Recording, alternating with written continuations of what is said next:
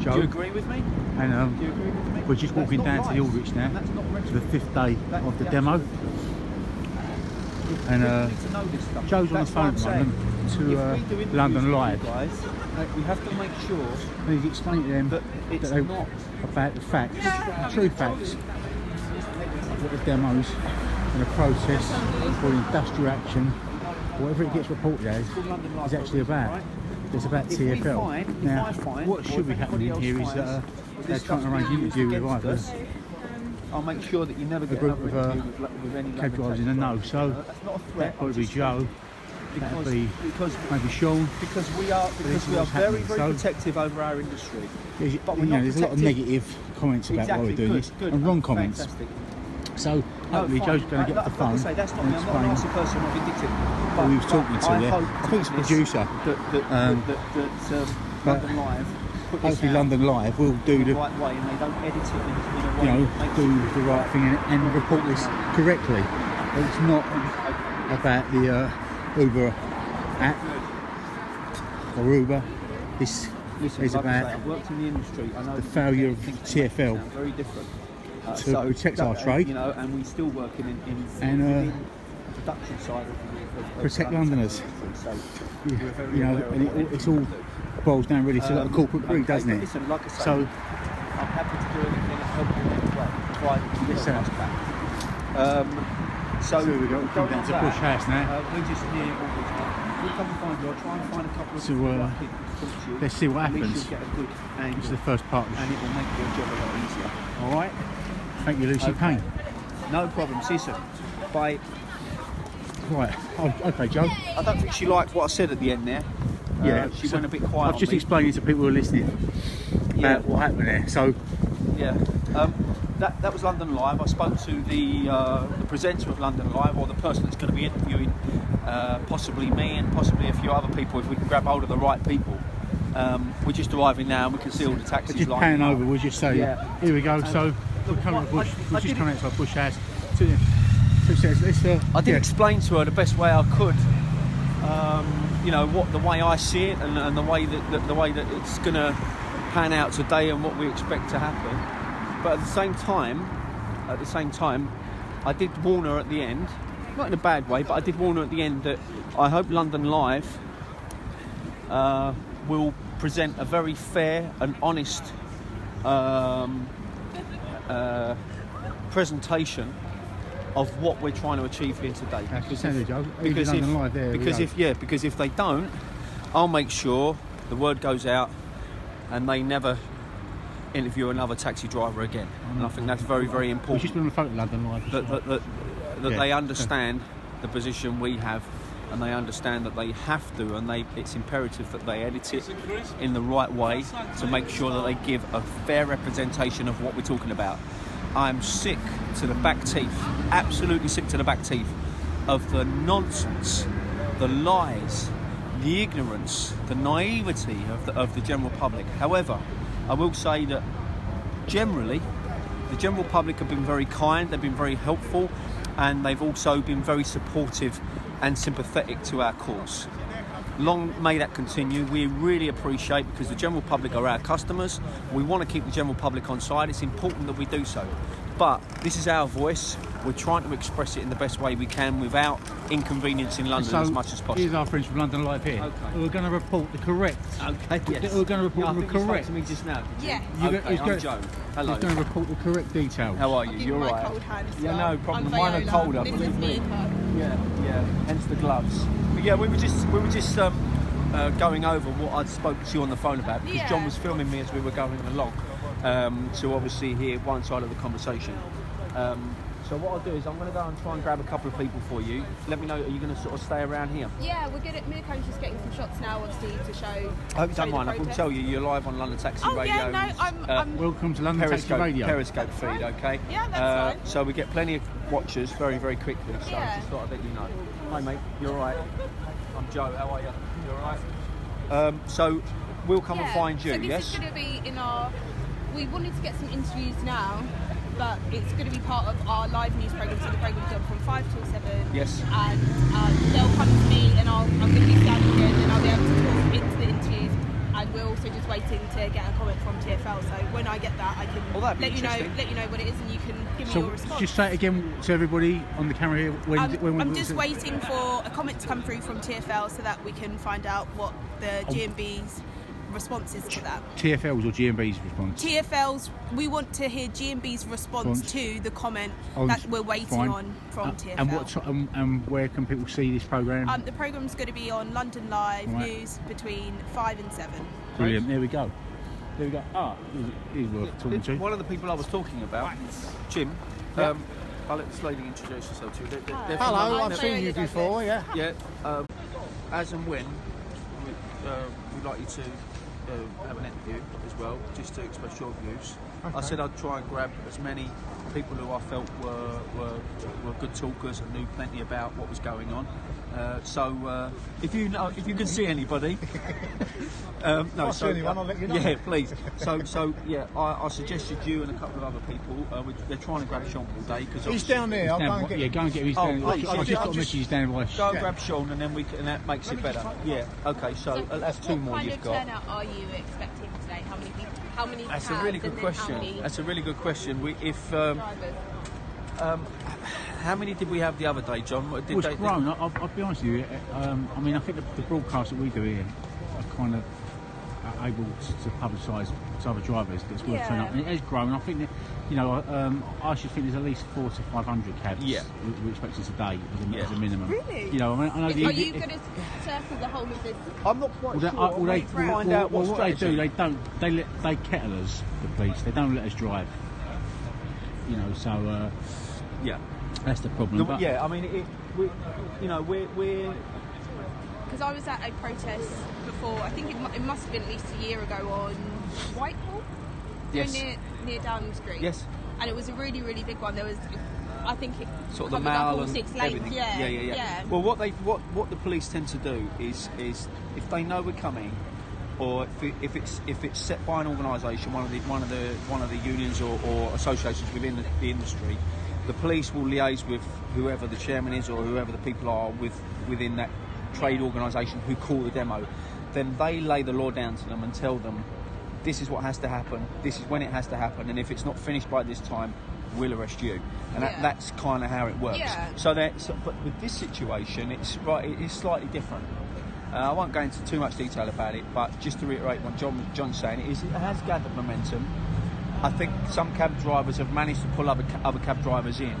But so is it more than just the GMB union, and it's extended sorry. It's not being run by any union. No, there's no org involved. That's exactly what I'm saying. Independent drivers. Oh, okay, no org is backing it. Have just as many views as publicly. People who are GMB have been supportive of it. The LCDC have been supportive of it. The Cab Drivers Club. I would say as well that usually when an org calls a demo, you'll find that you could walk right the way down that street and there'll be drivers from every different org as well. So it's not as if it, for example, the London Taxi Drivers Association called a demo. Let's just say other people will turn up. Yeah. I'm not with the London Taxi Drivers Association, but I will still turn up. Do you think it's important that there are protests and there are these kind of visual cues, though, that people do know that taxi drivers are unhappy about certain issues, so that it is a real kind of visual representation of the problems that you're having? Yeah, the problem we face is that we drive taxis. So if we walked down the street, we'd have to be really seen to be what we are, because people would say to us, what do you do? Oh, we're taxi drivers. Oh, are you? Oh, I didn't realise, because you're not in your taxis. The downside of it is that we inconvenience the public and we hold up traffic and all the rest of it. Now, I'm not saying we enjoy doing that, because you can speak to the majority of these guys and they don't. They would rather be at work, and I've said this time and time again. I would rather be at work now. My wife would rather I be at work, and the same with John, and the same with every other cab driver here. We would rather be serving the people of London. But when we feel that a lot of our avenues of our voices have been exhausted, or our voices have been ignored in a lot of ways, we have to try and push things home by saying to the likes of Transport for London, we're serious about this. Our backs are against the wall. We need to know that we are going to survive as a trade after 364 years? Are we being watered down? Are we being... Hello, Ozzy. How are you, mate? Are we being watered down? Are we being, slowly decimated or eradicated? We don't know. We don't know what's going to happen. Sean? Yeah, that's all right. I'm going to introduce you to this lady in a second. Yes. Be a gentleman and come over. What's the matter with you? Do you feel like this is a real turning point almost? That in this decade there's been some big changes that haven't really had an impact before? Like you said, taxi has been around for 300 years. Yes. Do you think there's some real changes and you need to kind of figure things out now? Otherwise, it could go wrong. We're trying to think of ways of being as non-violent and as passive but as effective as possible. Yeah. I'm not saying we're running out of avenues, because there are a lot of very, very passionate people in this trade. It's an unfortunate circumstance that because we are 24,000 retail outlets and sole traders, that it's very difficult sometimes to get everybody to think the same way and point in the same direction. As in any sort of industry where you have lots and lots of self-employed people, you're always going to get different points of view. Sorry, just to interrupt. On that question, was you actually referring to maybe the trade modernising? Will you get this question I was kind of going to... No, it's more like, imagine if you didn't do anything now, and if you didn't stop what seems to be progressing, do you feel like that black cabs would leave London, that it would be... Well, let me tell you. There wouldn't be black cabs anymore if you didn't... If nothing changes now, if things continue on the path that you feel is now... everything is going down. Do you feel like black cabs will... No, that's fine. I understand the question. Yeah. Let me tell you, and John will probably interject. It's because of certain people and certain groups within this trade that we have to be very proud of them. Certain individuals that have managed to get freedom of information stuff, from everywhere. We've had people that have infiltrated places. We've had people to find out information as to why certain things are happening. I think we'd be in a lot worse position now if we had sat on our hands, because it appears to us, and this was said yesterday on London Bridge, that the way things are going, it's as if we're working towards a world where the few control the many. And if we're not careful, that will start to happen more and more and more. It seems to be happening already, but somehow the public seems to be going along with it, saying nothing wrong with that. I'm happy to get my £5 ride to the other side of town, not thinking about there's a human being behind the wheel of the car.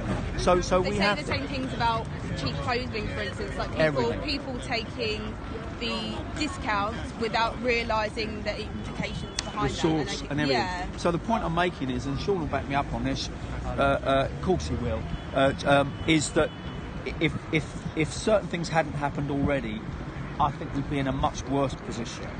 It would probably be worse than we are now. The fact that we are where we are, and the fact that things are happening in courts and whatnot, maybe not as much as we'd like or as quick as we'd like, but the fact that things are happening, if we hadn't have put, maybe you'll agree with me, if the pressure hadn't have been put on Transport for London and the like, they might not have grown a pair and stopped Uber from regaining their licence. I don't know how it would have been brought to light otherwise.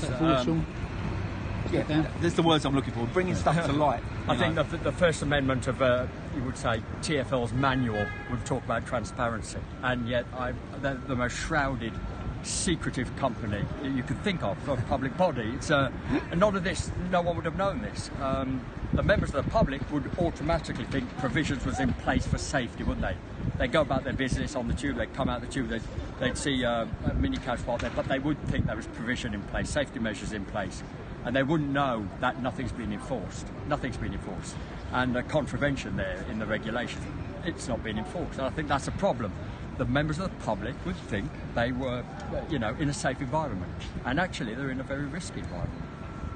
Do you think that black cab drivers are held to a higher standard, or they have to have more things implemented in terms of the safety measures and safety precautions in place than mini cab drivers or any private hire drivers?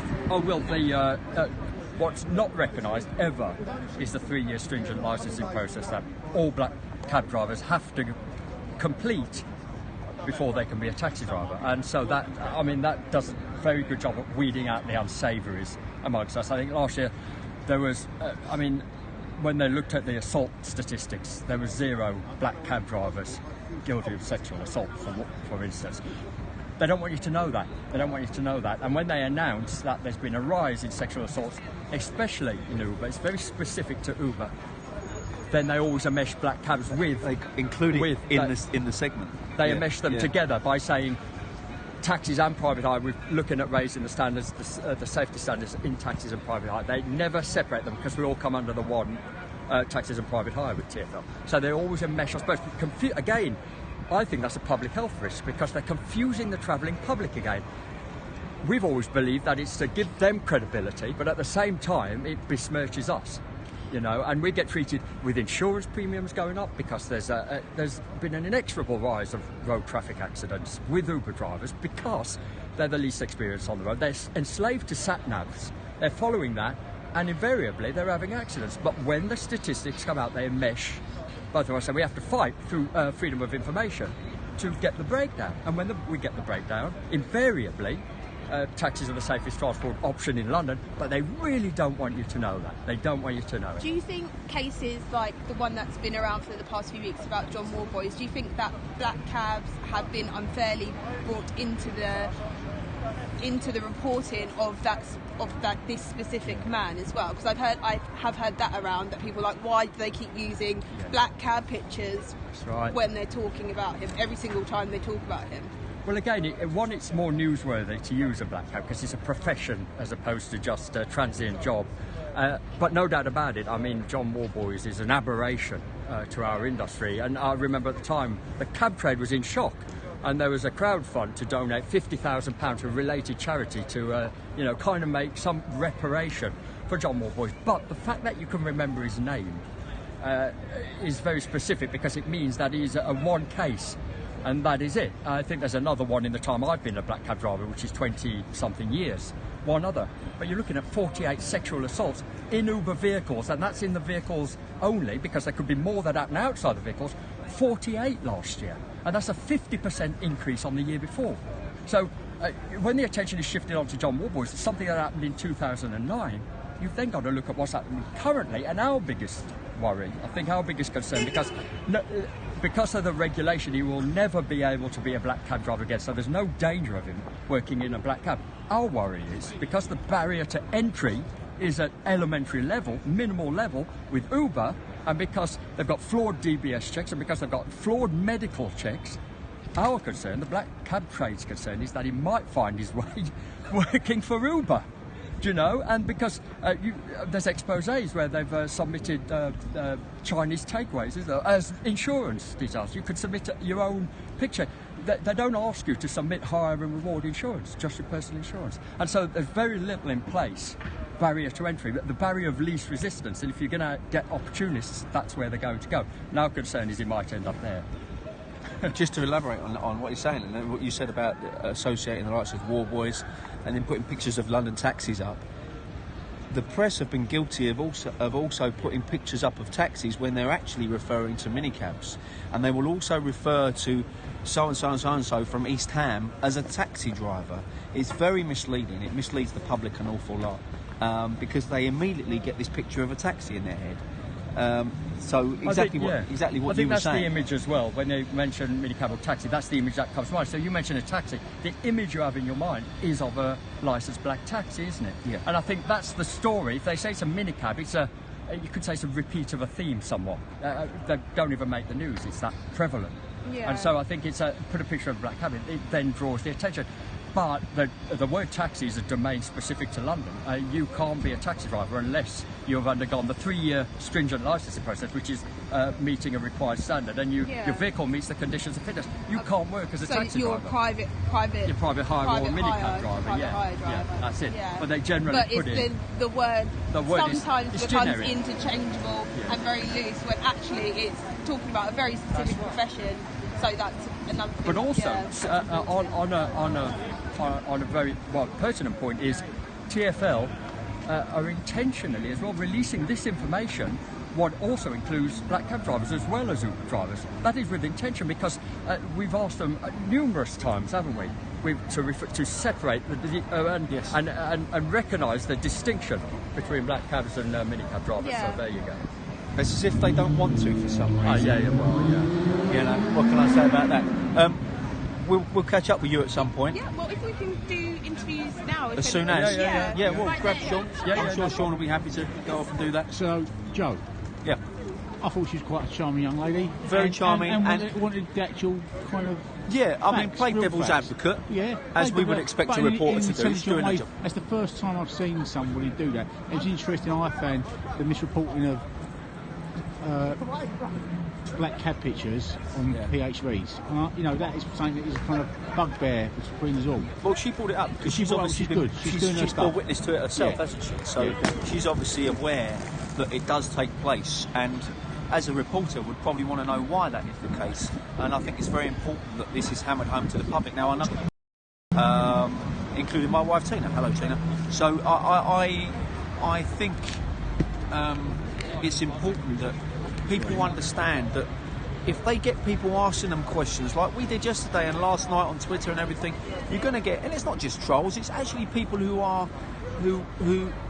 Sorry, just to stop you there. So I like if someone's just messaged a non-bought reporter. I've got a I'll tell you what. What can I say? What can you say? There you go. It Yeah. makes a change, doesn't it, really? Or a non-biased reporter, or someone who really doesn't know what they're actually reporting about.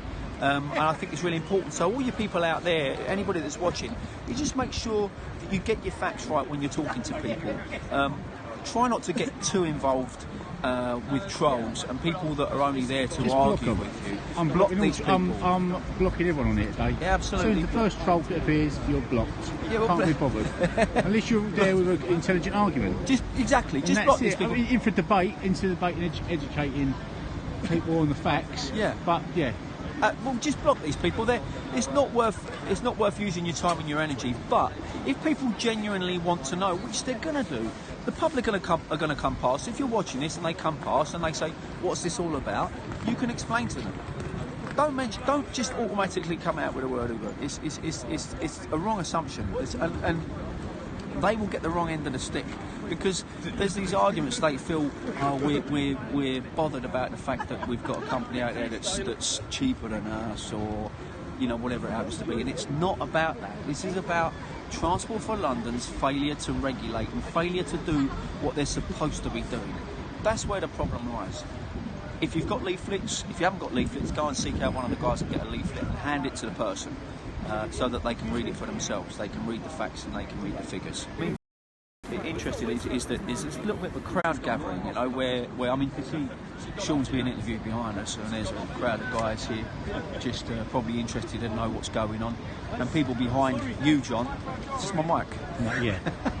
If this suddenly cuts out his camera, I'm having a few battery problems, but Okay, don't worry, you got my one. I've got your one, I've got another one here. Is that my one now? I don't know. Don't matter, you keep talking. All right, okay. Yeah, so what we'll probably do in a minute is we'll take a walk down to see how far this is stretching. I can see the backs of the taxis, actually. Do you want me to do that, John? Go I on. can see the backs of the taxis in front of me now, so that obviously they're really starting to build. Now, when I say the backs of the taxis, whether they're actually, these ones are here through choice, or the fact that they've come down Kingsway and ended up at the back here and thought, oh crap, I'm at the back, I'm going to have to sit here, and tell their passengers to get out and walk to Waterloo. I will say to the travelling public out there, we're very, very sorry. But unfortunately, needs must. And when your back's against the wall, you come out fighting. Yeah. Oh, I'd like to think so. At least. Is that my one? I don't know. I've got. Well, let me know. Let's put that one in your pocket. Is that one I've just given you? That's the one you just gave me, and that's my one. Try that. Oh, we're going to try this one. Try Okay. that. It's been Just charging all night, John. So I'm hopefully. on a dodgy iPhone here doing this, and that looks a bit better. All right. I There think we go. we're in. We're in. So I've got some. Let's go and have a look. So should we go and have a look? Go and have a little one. So you can watch this on London Live later on. Yeah, this is Sean getting interviewed now. I think I'll be grabbed at some point, and we're also, I believe, going to get Jim Thomas to have a word as well, just to give a different point of view. Yeah, that's all right. So you can see behind me that Sean's being interviewed, and in fact, it has its own all I said to London Live was what I think is important is make sure you don't represent what we're trying to say. Don't edit it in a way that seems like all we're doing is moaning. And you know, this can be done in any form of editing. And I've worked in the TV industry. And I'll say you can manipulate anything you like to make it seem, or to push it in whatever direction you want to push it. Even if you've not got a lot to work with, you can certainly edit it. And all I said to the lady behind me is please make sure you give a fair representation of what we're doing here and why we're doing this series of protests. And she assured me that she has no problem with that, and that's exactly what London Live will try and do. So a question just come up: what action is next after these demos? Well, and that's an interesting one. That is an interesting one. I'm not going to second guess. That will be up to the people that organise these. As you know, John and I are not organisers. We take part and we do our best to cover it for everybody out there, so that everybody can see what we're seeing, and please comment on it. I will warn people out there, if there's any people that want to try and troll us, you will be automatically blocked. Because we're not in for negativity. Please try and keep all the comments positive. We need the encouragement to make sure that we can carry on doing what we're doing. If you're going to be negative, be constructive. If you're going to give any sort of a comment regarding criticism, we don't mind that. But if you're going to say stupid things and childish things, then you'll just automatically be blocked. So be warned if you're watching this live broadcast. We're going to take a walk down in a minute, but yeah, I think afterwards, to answer the question, it's a really difficult one, isn't it? Because we'd like to think that this is going to at least ring some alarm bells within the higher echelons of Transport for London. We're not quite sure.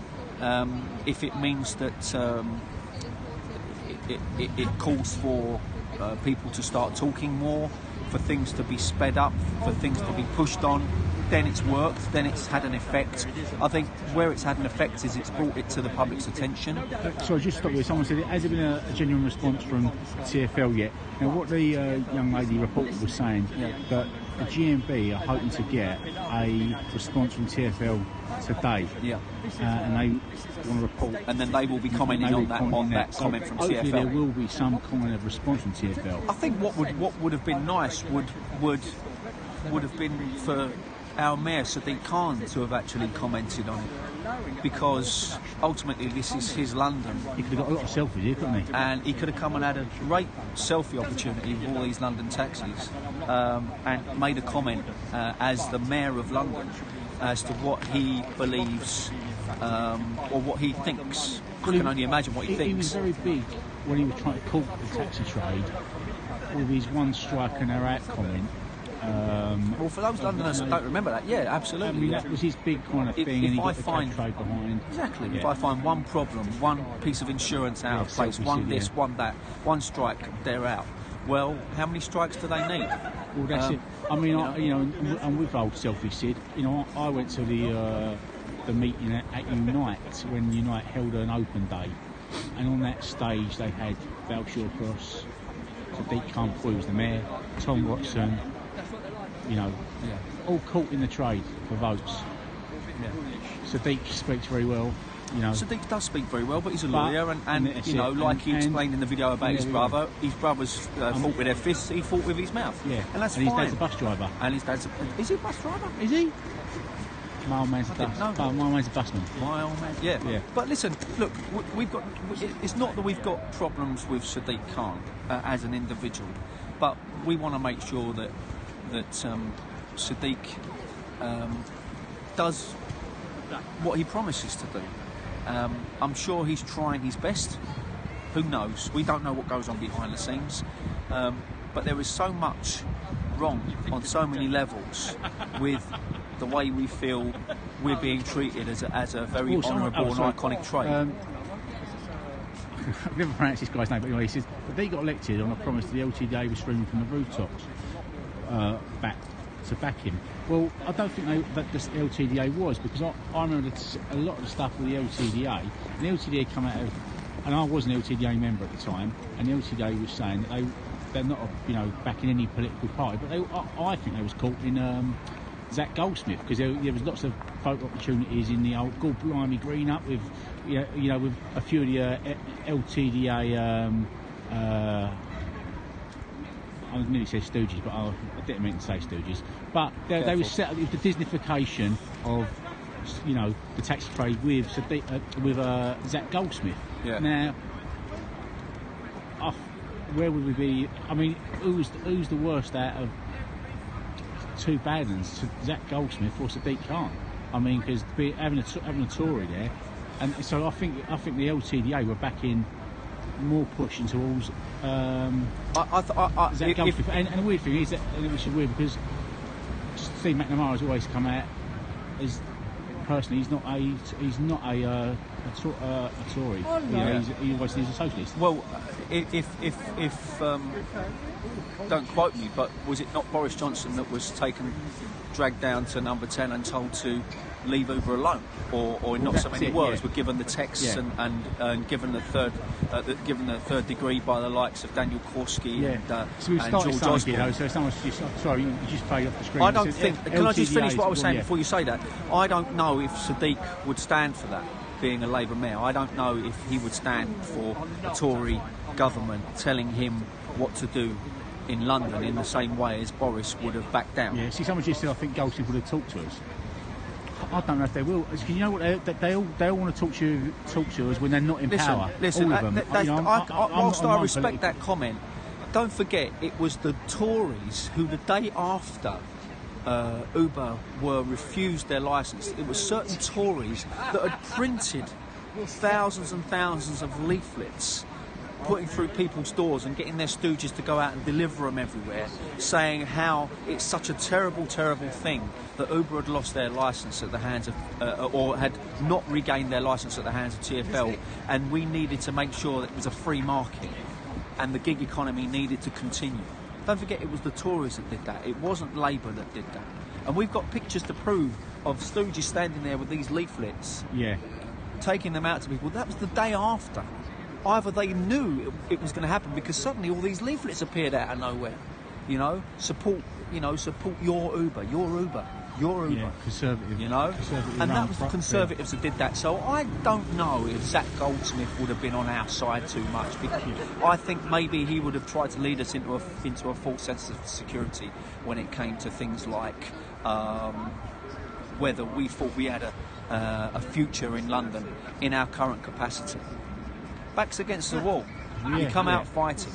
Well, I do, and all these people do. And I said to a guy on Twitter last night when he said about, he was rather detrimental towards our trade and to us as individuals.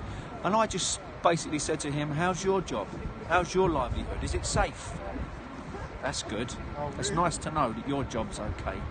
Because I'm all right, Jack, isn't it? Well, it is an I'm all right, Jack, because they're being ignorant and they're being naive to think that we're standing here for our health, moaning about stupid things.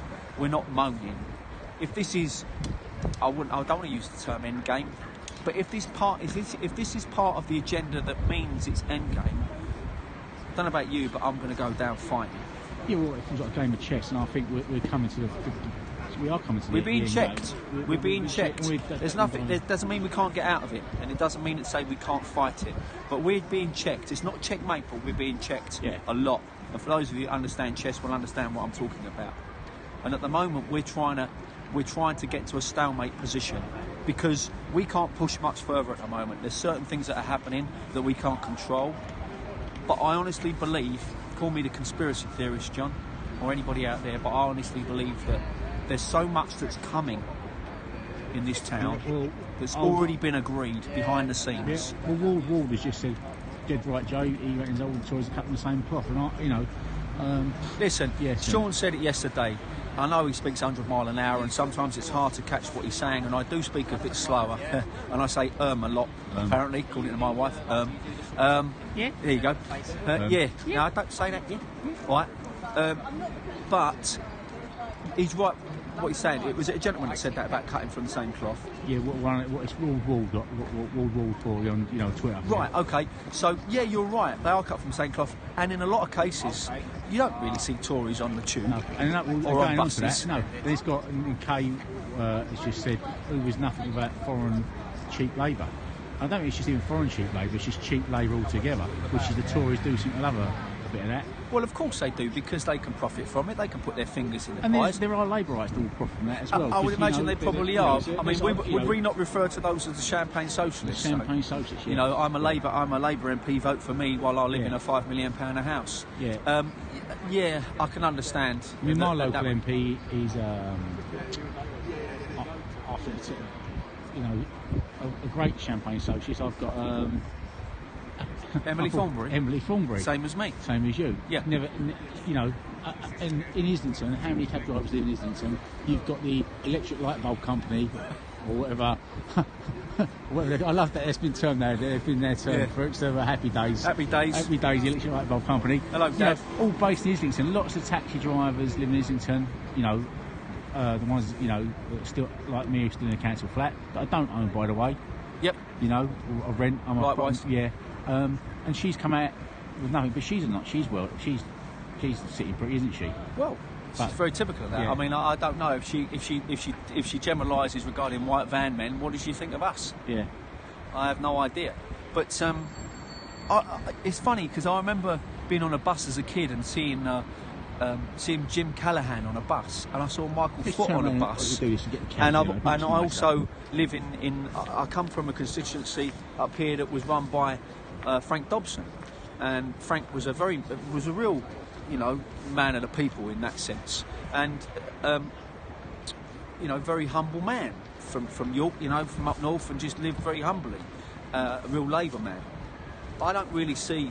I don't think I've ever really seen a Tory on a bus, if I'm honest.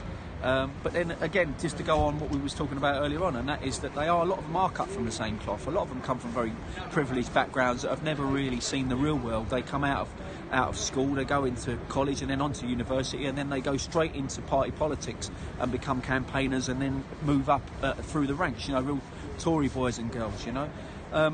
So they're only taught that that's the way it is, and so cheap labour, yes, fantastic. If you're that way inclined, and I've often said this to people when I had people in the back of the taxi. We've been talking about this. I had a lecturer, a pharmaceutical lecturer, an American guy who lived here for 12 years, and I gave him that quote at the end, and I said, these people, a lot of these people that will complain about us will say that we're greedy, or say that we're miserable, or say that we want a monopoly. Will want to pay their au pair as little as possible, or their South American cleaner, or their Eastern European gardener, whilst they're charging £500 an hour. Yeah.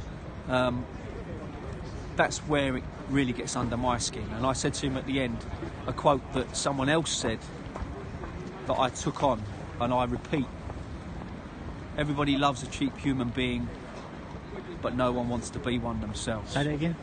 Everybody loves a cheap human being, but they wouldn't. Well, I'll rephrase it a different way.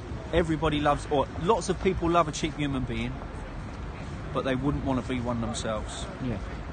And I think that accounts for a lot of people out there. We scream, they're cheap, but they're cheap. But they are cheap, exactly. We had tweets last night. Well, if you lowered your prices, it is boring. If you lowered your prices, then you might be able to compete. Tina wants to know, what do you want for dinner? No, she doesn't. Tina's asked, what's the turnout today? Should we go and have a look, Tina? Let's have a look, Tina. Let's go and have a look, yeah. Tina. I've heard Tina's a good cook. Is that right? She's like Fanny Craddock. Sorry, you talking to me? Yeah, your wife. She's like Fanny Craddock, isn't she? Hello, John. This is John Boy, JB. Oh, yeah. How are you? I'm alright. Yeah, good. Right at the front. Yeah, I was worried about Did you get caught up in the melee, or did you mean to be here? These expensive seats? Are these expensive seats you've Yeah, they are. Yeah, very expensive. I didn't intend to be at the front, but they come. Well, it's in the... Talking about expensive, well, it's an expensive hobby, this we like doing, demoing, while others are working. Well, I'll just quickly like to say, if my dad's watching, which I think he is, it's John. It's John, this man was very, very helpful with one of my dad's health problems. Do you want to say what you trained as, what you used to be, or don't you want to talk about it? Oh, I can if you want. How many people are watching? That's all right. And just to quickly say, you're right, Lucy. Yeah, they know the price of, everything. And the they value know of, that exactly. They know the cost of everything and the value of nothing. Exactly. Yeah. Well done, Lucy. Yeah. I missed that one, but well done. You caught me up on that one. John, I'll tell you, John is actually trained as a Chinese herbalist. Am I right? That's right. And just quickly, while we're here, John, we sat down with my dad, and my dad had a health problem, and we sat down as an alternative thing, and John took the time out to spend time with my dad and guide him in the right direction. And my dad is an awful lot better than he was 9 months, a year ago. So I've got John to thank for that, and I'm sure my dad will be. And if anyone else has kind of problems, that maybe listen, if you've got any sort of ailment, any sort of problem, I'm not saying come and drive John mad, but you can get in touch with us. Listen, get in touch with us, and I will myself or John will point you in the right direction. If you think that other avenues have failed on a health front, then we will point you in, because Chinese medicine, let me tell you something, is a very unsung and brilliant piece of medicine that a lot of people don't think about. But since my dad's been doing it, he's improved tenfold, and he lives a much better life because of it, and he still continues to do it. And he's got John to thank for that. And he always, whenever he sees me in, whenever I said I've seen John, he says, say hello to him for me. So Dad, if you're watching at the moment, there's John. And that's the end of the commercial break. Yeah, back to demos. I've got to get some work out of it. Let's have a go. So he's on the company's house already, starting up his company. Here we are. So we're in the Aldrich. Yeah, absolutely. Hot, Would I be able to get an interview with you now? Oh, with me now? Oh, look, he's in demand. Okay. That's it. So now, Joe's now going to be interviewed by London Live, and we'll listen in and sneak into the interview, but we'll check it out tonight, definitely on. There's Saul there if you want to have a chat with Saul. Put the flag up there. I said I'll have the 38. Saul. So stand in front. Yeah, just stand in front. So we can see you. And no, wait on the camera. Well, I'm going to get you. We're going to comment on what's been. So he's all right on radio. He knows where he's going, but on TV. So Saul, what's happening? It looks like Joe's about to be interviewed, isn't he? By, I think Sean's already been interviewed by. Is it London Live? London Live, yeah. That's it. Right. I'll go naked on one of Joe's going to have his moment. Explain what's been happening all week. So anyway, for everyone that's, I'm sure all of our regulars have been listening and watching all week. We're on day 5, Aldwych. Hey Joe, is it? Day 5, Aldwych. Tina will want to see this. Celebrity status over there. Yeah. So it's day 5. Yeah. So it's day 5, Aldwych. Been a long week. I think we've shut. The police have shut Kingsway up at the top. As you can probably see, there's no buses coming through. The cabs are going all the way round. We're here till 6 o'clock tonight. Oh, he's just blown his ear out.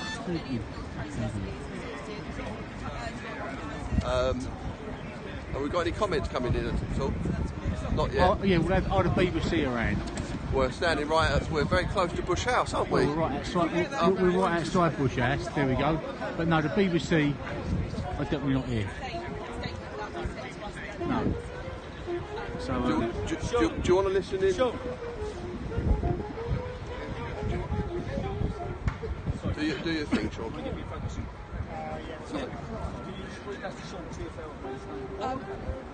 They said the law stipulates that operators can continue until any appeals process is exhausted. We urge the organisers to call protests. I'm sure they would, just to call it off.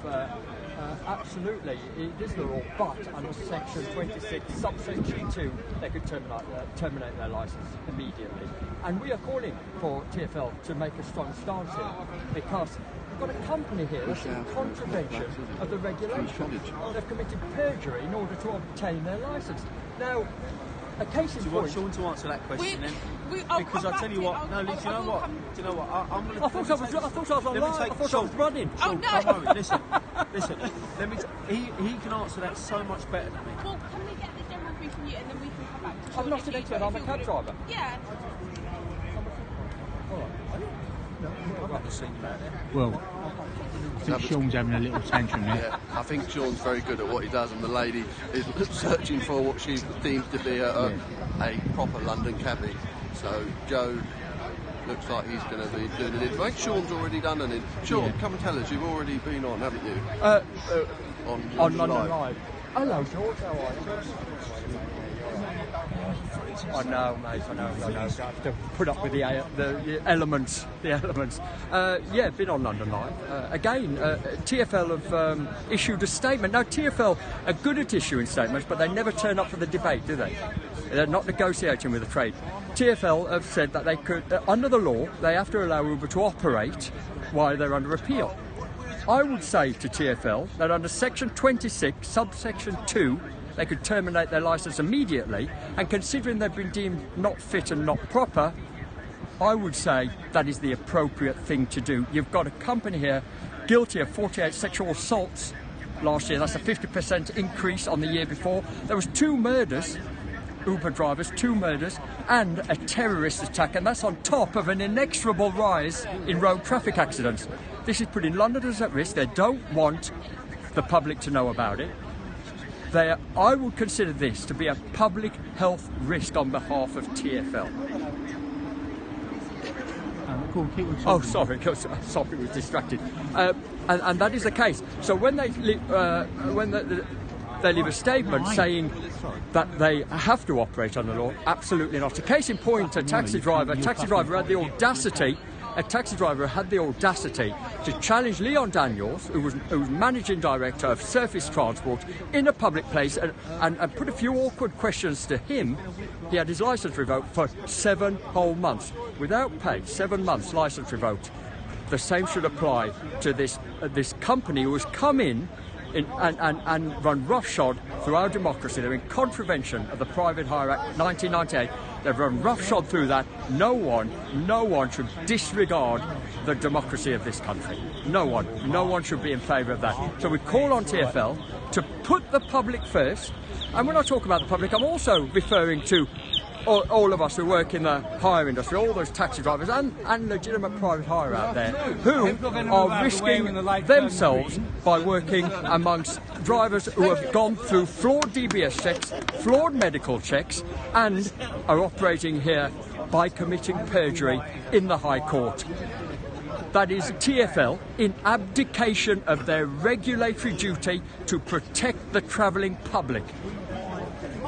Peter Hendy, when Uber was licensed, I remember him saying it's not his job to look after the cab trade, but to look after the public. And so I'm calling on TfL to put that in place. Look after the travelling public. Leon Daniels, who's just retired, stayed 2 years beyond retirement age. Leon Daniels, he was the one who said it's not his place to interfere with the markets. Well, that's exactly what the government and TfL, who are doing the government's bidding, are doing.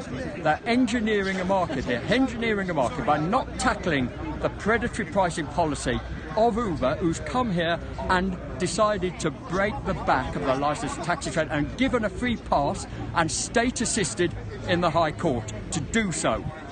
So I'm calling on TfL to do the right thing here, protect Londoners, protect the travelling public, and terminate Uber's licence with immediate effect. This is Saul. He's looking grand. Saul, biblical, lovely name, biblical.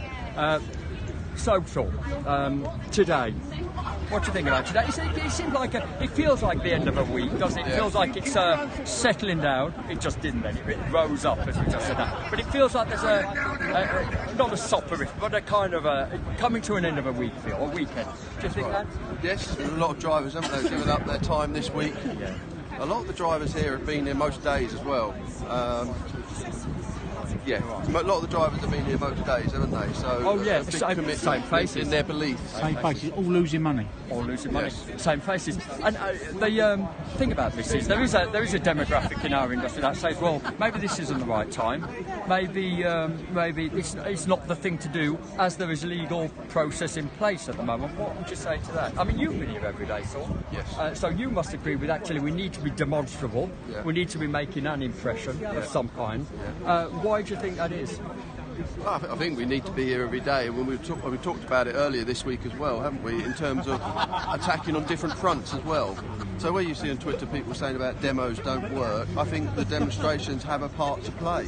The question has been raised at the beginning of this process 5-6 years ago, just having a demo every 3 to 4 months with arranged correctly with the police, and then the Section 12s and 14s issued. And there is an argument that this type of demonstration is more effective, really, and having a sustained period of demonstrations.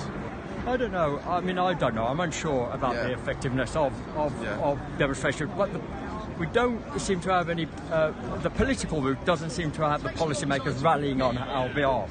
Now, you would have thought a lot more come through with, in effect, with a company that's been deemed not fit and not proper to operate here in London, and yet are continuing and considering the fallout.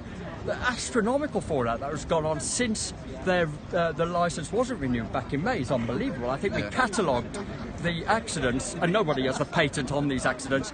Everybody sees these accidents once or twice a week. And we've logged them, and it's a phenomenal amount of accidents. Now, we're all caught up in that. Now, for a company that has been given this free pass, I think for the policymakers not to say anything and to rely on the political process, I don't know whether we can, because I don't feel that there's the energy or the robust enforcement out there which gives us confidence in the political route. Yeah, and I think as well, Sean, what we've got to realise is, I'm just trying to analyse, myself included, on this journey and demonstrate. I'm not a militant person, but I believe in what's right and wrong, and I think a lot of what I call regular drivers are frustrated, and this is their only way of really showing that frustration. That's right. So yes, behind the scenes, I appreciate what all the orgs are doing. I really do. The lobbying, I know there's a place for that, and I know that's where a lot of the decisions are made. But for the drivers and the anger and the upset, they need to be able to vent it in some way. And I think that's the case in point, isn't it? Because if you're not talking to a whole industry made up of 24,000 taxi drivers, including their families, because there's secondary consequences here, isn't there? The families are suffering as well. If you're not talking to a whole industry, which you could say is a community, in effect, then you're going to get a response of some kind. And I think at the very least, this is letting drivers come together and at least show their dissatisfaction, at least, their frustration, allow them to vent. I think this is giving a feeling of maybe being heard, or a coming together of like-minded people, because I think that's the thing, not being heard, or feeling a sense of impotence of not being heard, I think is one of the biggest problems here. And to broaden it out, historically, your 17-year-old, what makes a 17-year-old man or woman join the army or the police or want to become a nurse? They want to do something good. I mean, with the army, in case if it might be a war or an injustice that they've seen, and it makes them sign up.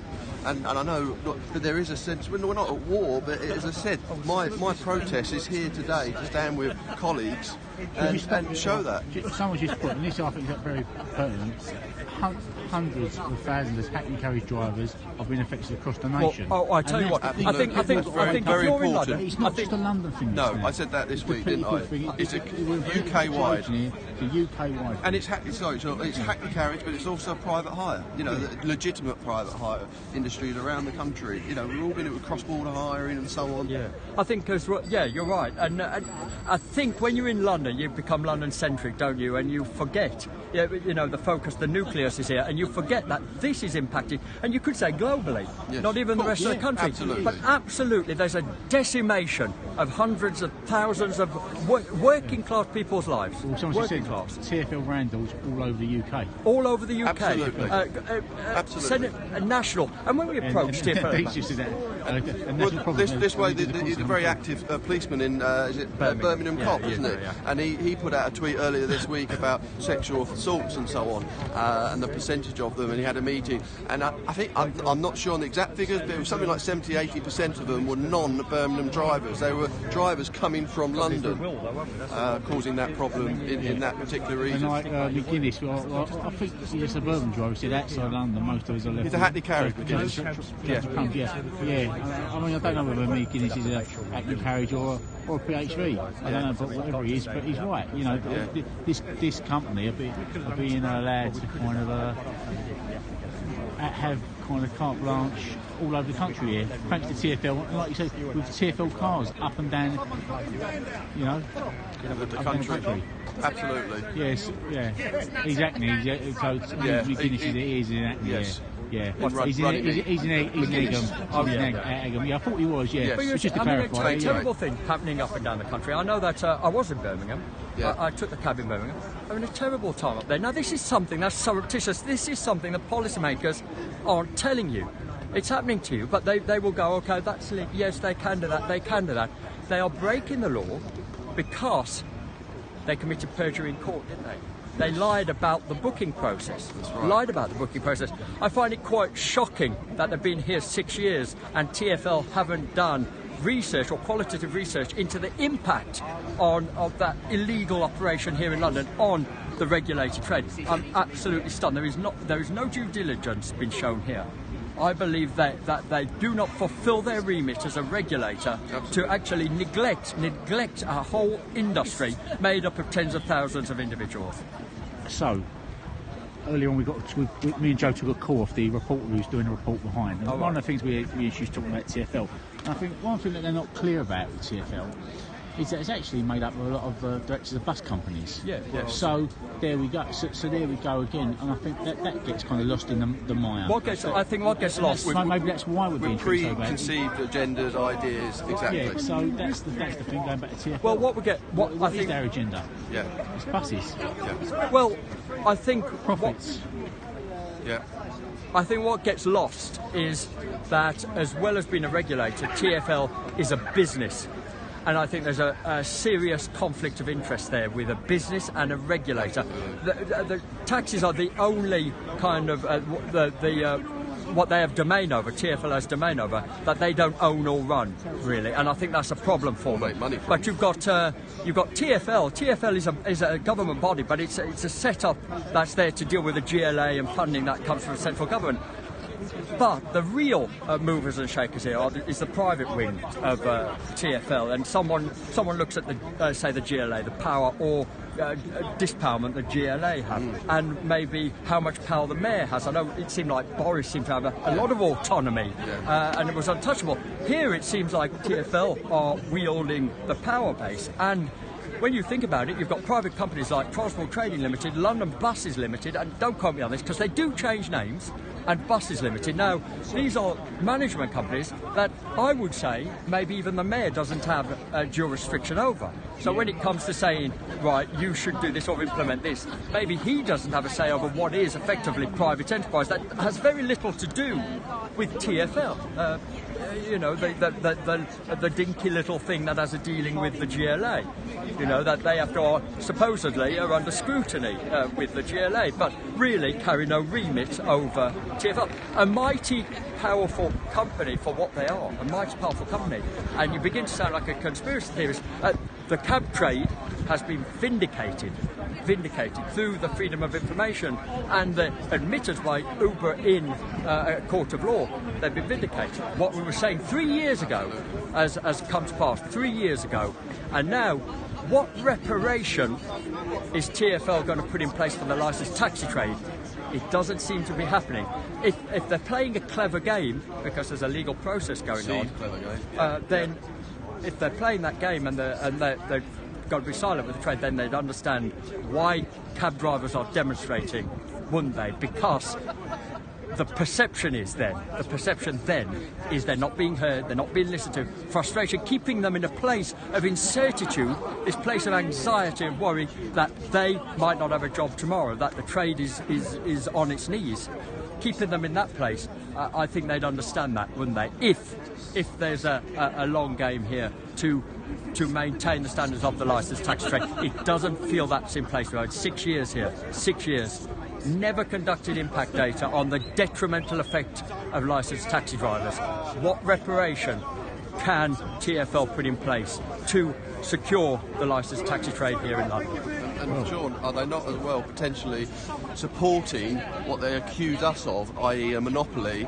They could potentially create a monopoly for Uber. If they create and achieve, and if you take it into a bigger scale, the company this week or last week that have gone in, I don't know if they're going to litigate, is it College? Carillion, you know, as a model, undercutting all the competitors and then not being able to deliver on services, predatory pricing. I mean, it sounds familiar, doesn't it? And it's a company too big to fail, you know, but it's with the support of the government, isn't it? Who's doing the bidding? Transport for London, the government, who's pulling the strings? Well, I mean, if they're talking about any kind of monopoly, now remember there is no barrier to entering the knowledge. You do have to go through a licence process. So there's nothing wrong with a stringent licensing process, is there? Evidently, it creates the safest form of transport in London.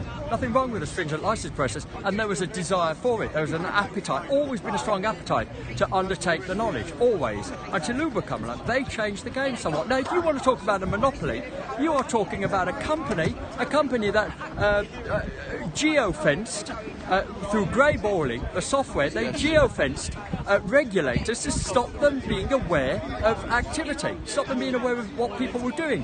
That's an insidious thing to do to anybody, to individuals, to companies. They've been guilty of the biggest data breach ever recorded. Absolutely. This is a company that has the controlling capacity that the KGB would have given their right arm for. The Soviet government would have loved to control the people in the way that Uber is controlling the people. They would have loved it. And yet, the spin, the marketing, has always been on Uber's side, haven't they? £2 billion given to marketing. $2 billion given to lobbying governments. $2 billion given to lobbying governments, $2 billion to marketing. They have the marketing platform. So it's very easy to buy into this, that they are the new kids on the block. They are the ones that are coming in just trying to better things. And we are the bullies. Effectively, they're firmly the establishment, aren't they? Firmly the establishment, because the political impetus from central government is firmly on Uber's side. And the drive is to demean or drill down the licensed taxi trade. And they've done a good job of it up till now. The thing is, they needed to do it quick. They needed a smash and grab on the industry because their working model isn't sustainable. You've got $3.5 billion, although this huge... $5 billion lost last year. Lost $5 billion.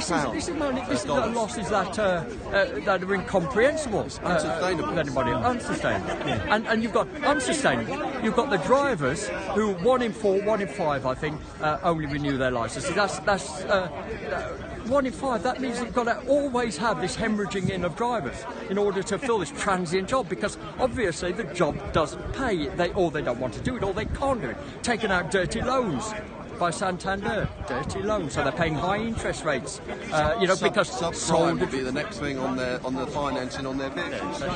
Sold a dream, wasn't they? Drivers sold a dream. Now having to work 60, 70 hours a week to make ends meet, claiming tax credits to make ends meet, subsidising a company that's valued at $60-something billion. The UK, British taxpayers, you and me, subsidising a multinational conglomerate, multi-billion-dollar conglomerate, offshore conglomerate that pays no corporation tax into the country. No corporation tax. So if you're a fan of Uber, if you've been bought into this spin, been bought in cheap. The perception is that they're cheap and we're double the price. I think you'll find quite often we're not, but that's the spin, isn't it?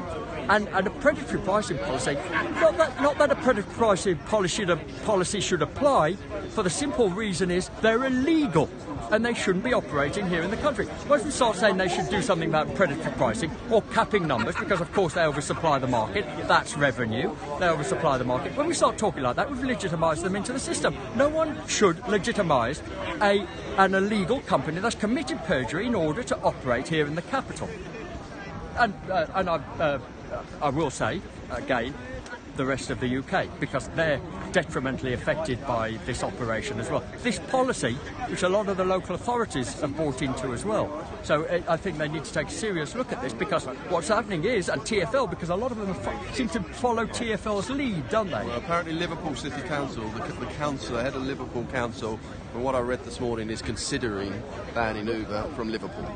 I don't know if they had a licence in the first place. There may be someone out there on Periscope can let us know, but that was the headline. The licensed taxi trade back in about 2002, licensed taxi trade, the minicabs back then kind of become a rogue industry, haven't they? They got in with a lot of the clubs and bars in London, and the sexual assaults, the indiscretion that was going on in minicabs, it didn't go off the Richter scale, did it? It seemed to skyrocket.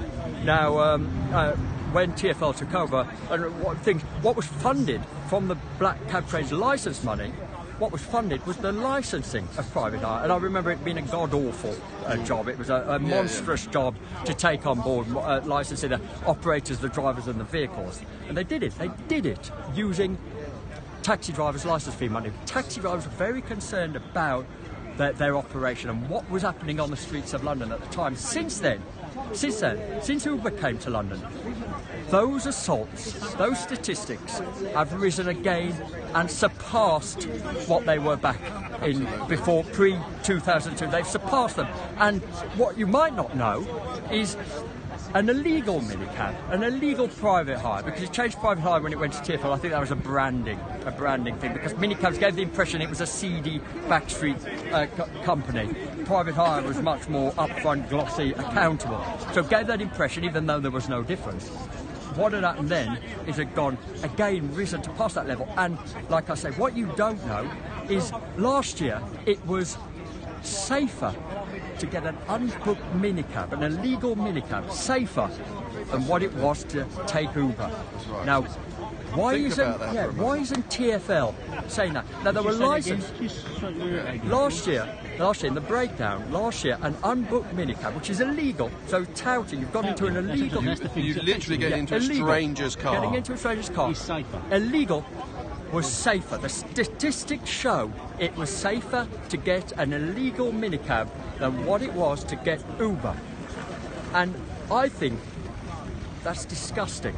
I think it's disgusting that it surpassed the levels back before they was licensed. The reason why they were licensed was to tackle the problems happening out on the street, and we are back and surpassed that level. That, I think, everybody should be disgusted by that. Why isn't TfL announcing that? Why isn't TfL looking at reinforcing the legislation as it stands? Because it's the legislation, regulation that sorted that out. Regulation. Why are they not? Why don't they tell people that? Why do they enmesh licensed taxi trade with Uber when they publish the results of the sexual assaults that have happened in Uber vehicles? Now, I'll tell you something else. These are assaults that have happened in the vehicle while the driver is logged on to the app. Now, who knows how many log off the app just as they are approached? Who knows what is happening outside the metropolitan district? Because I would say most problems would happen in the home counties when they've gone out of the intense working area where there's a lot of people who go out into the suburbs, out into the home counties. They're not recorded either. How many have been recorded by neighbouring boroughs? That's right. You know, and not within the metropolitan district. So you could see how this could go off the Richter scale, could you? But why is it not being said? And why do they seem to be favouring a company that they state-assisted in the High Court lied to the GLA about against their regulated trade? Against their regulated trade. Deemed to be not Funny, fit someone or just proper. said, does Mike Brown ever speak? Mike Brown, who's supposedly on site. Well, Mike Brown. Yeah, Mike Brown. I mean, I've never met. We should say that Transport for London Commissioner. Transport London I've Commissioner. never really At the speak. moment, I've not actually. Mike Brown's. He does Mike- speak at, but I think he speaks at bus events. I think they are. Mike Brown was the replacement to Peter Hendy. Leon Daniels stayed in office over 2 years to, Mike Brown was new to embed Mike Brown. To corrupt Mike Brown. Well, in the system. No, that doesn't. That to doesn't. indoctrinate him in the ways of the busmen. It's called Pass the Baton on. Yeah. That doesn't instill confidence, does it? No, maybe. Leon Daniels. Allegedly. Leon Daniels, who had lied in the GLA, and there you go. He trained up Mike Brown, so it doesn't instill confidence. Sorry, sir, we're just broadcasting live. If you ask one of the other gentlemen, sir. Joe. Yeah. So that will be on.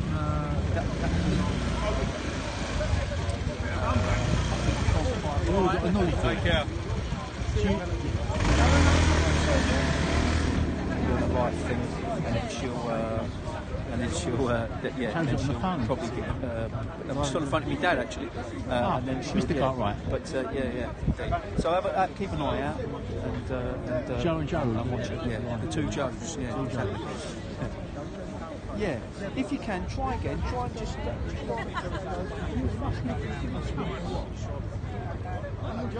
No. You got to go to the little icon, which is the magnifying glass. Click on that.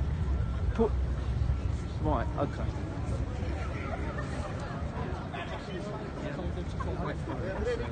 She's got. Oh, that was a bit. So how many That was close up. Mr. DeMille, ready for my close up. We've got the most light here. So how many cabs we got? You reckon? I think about the same as yesterday. See Migley Kettle again, but done the job for us. It's not a bad thing. It means the press have got centralised. They've got somewhere to be, and we're static, so you can actually walk about. You can talk to people. Yeah. Gives us a chance to get the message out. Now we've never It's really going did right that. round though, isn't it? Oh, it's going right round. Yeah. All the way around Aldridge. Yeah. It's going right round. We've never and over the bridge, gone over the Oh, yeah. so quite far. But And like you said, said Kingsway is shut. Yeah, So the buses ain't having a great that's time. right. not a great time, but middle of the day on a Friday, quite often they would close these streets as well for whatever, another demonstration or a party or whatever, and we complain about that, so I understand why people are complaining. We don't want to be doing this. But if TfL, was negotiating with the trade, very little negotiation, they were negotiating with the trade, and I mean genuinely, going into genuine negotiations, then, wouldn't be here, would we? Before you blame those at the bottom, you've got to look at what those are doing at the top. Because by our nature, we don't do that, do we? We just, at face value, we take it for what it is and blame the people who are actually carrying out the protest. Got to look at the policymakers and the policies they are putting in place, or the policies they aren't enforcing. Got to look at their part in it, haven't you? And there's a genuine grievance going on here. Genuine grievance. So before you think, let's blame the cabbies, they've been picked up and smashed on their heads, haven't they? Picked up and smashed on their heads. And if you think it's justified, one day when an illegal company comes in and does it to you and infracts heavily into your life, then... Your livelihood. Yeah, Your livelihood. job. Absolutely. Definitely. In fact, because we quite often don't transcend that, do we? We don't start to think about, how about if that was happening to me and why it's happening to me? Yeah, someone just said it's Kim freezing. Yeah, it's Kim It freezing. is freezing. Someone says need lights. Well, yeah, why don't you come along and bring your lights for, Yeah, for well, me? yeah, go. So- Is it in a nice warm yeah, place? Yeah, Warm, nice, warm. I'm sorry we ain't got a full set of My lights nose here. is running. My You nose. know. Yeah, I'm sorry. I'm Yeah. sorry, but It's you've got to remember, and I think they forget this. You've got to remember, these are working cab drivers that have given up their time because they feel passionate and angry, and don't confuse the two because it's both. But they feel passionate and angry about what the policymakers, the authorities, are doing to them and not telling the travelling public. So these are hard-working cab drivers who come out, taxpayers come out, having their lives.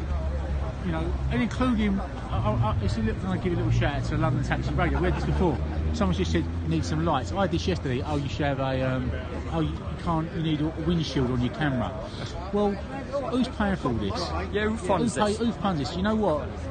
I tell you what, if you don't like it, we'll give you a refund. fair enough. Yeah. So yeah, give you a refund. Definitely. But so if you want to us to have a set of lights, get behind London Tax Radio, make some donations. I think we've produced some content for you lot, or maybe we can buy some equipment that makes the broadcasting experience much nicer. Sense around sound and all that. Yeah. We could have sofas in the middle of the road. We could have a nice electric blankets. Cold, be lovely. Can't wait. Yeah, Can't wait. You know. There we go. So, no old money. Don't want anything like that. Or euros. Don't send us euros. That's it. So get your donations flowing in. We'll get those lights. It's great that drivers have come here, given up their time, and take part. And these are drivers that just think, what can I do? I'm not being listened to. I'm not being heard. It's all very well asylum policy going on. There's an agenda there. Might have a strategy, but then they'd have to understand the frustration that drivers are feeling after 5 years of waiting for the policymakers to enforce the law. Enforce the law because the regulations are in place, aren't they? They are there in place. Yeah. We're getting loads of directors in now saying turn around, get the lights on you from... Who said the directors? Put the cab lights on. Yeah, of course, and their batteries all go. Unfortunately, the thing is, it's this, or we have to close it down because I mean. We're in a situation. This is your environment. Someone will turn your engine off, guys. Well, there's no engines on. There is no engines on. Sorry. So just for the the bunch you like putting. It's just there are no engines on. There's no engines on. And I would have bought. Let me tell you something. I would have bought an electric cab. I would have bought it 2 days ago if there was one to be bought. Yes. I would have bought it 2 days ago if my income could meet the cost of running that electric vehicle. And that is a point.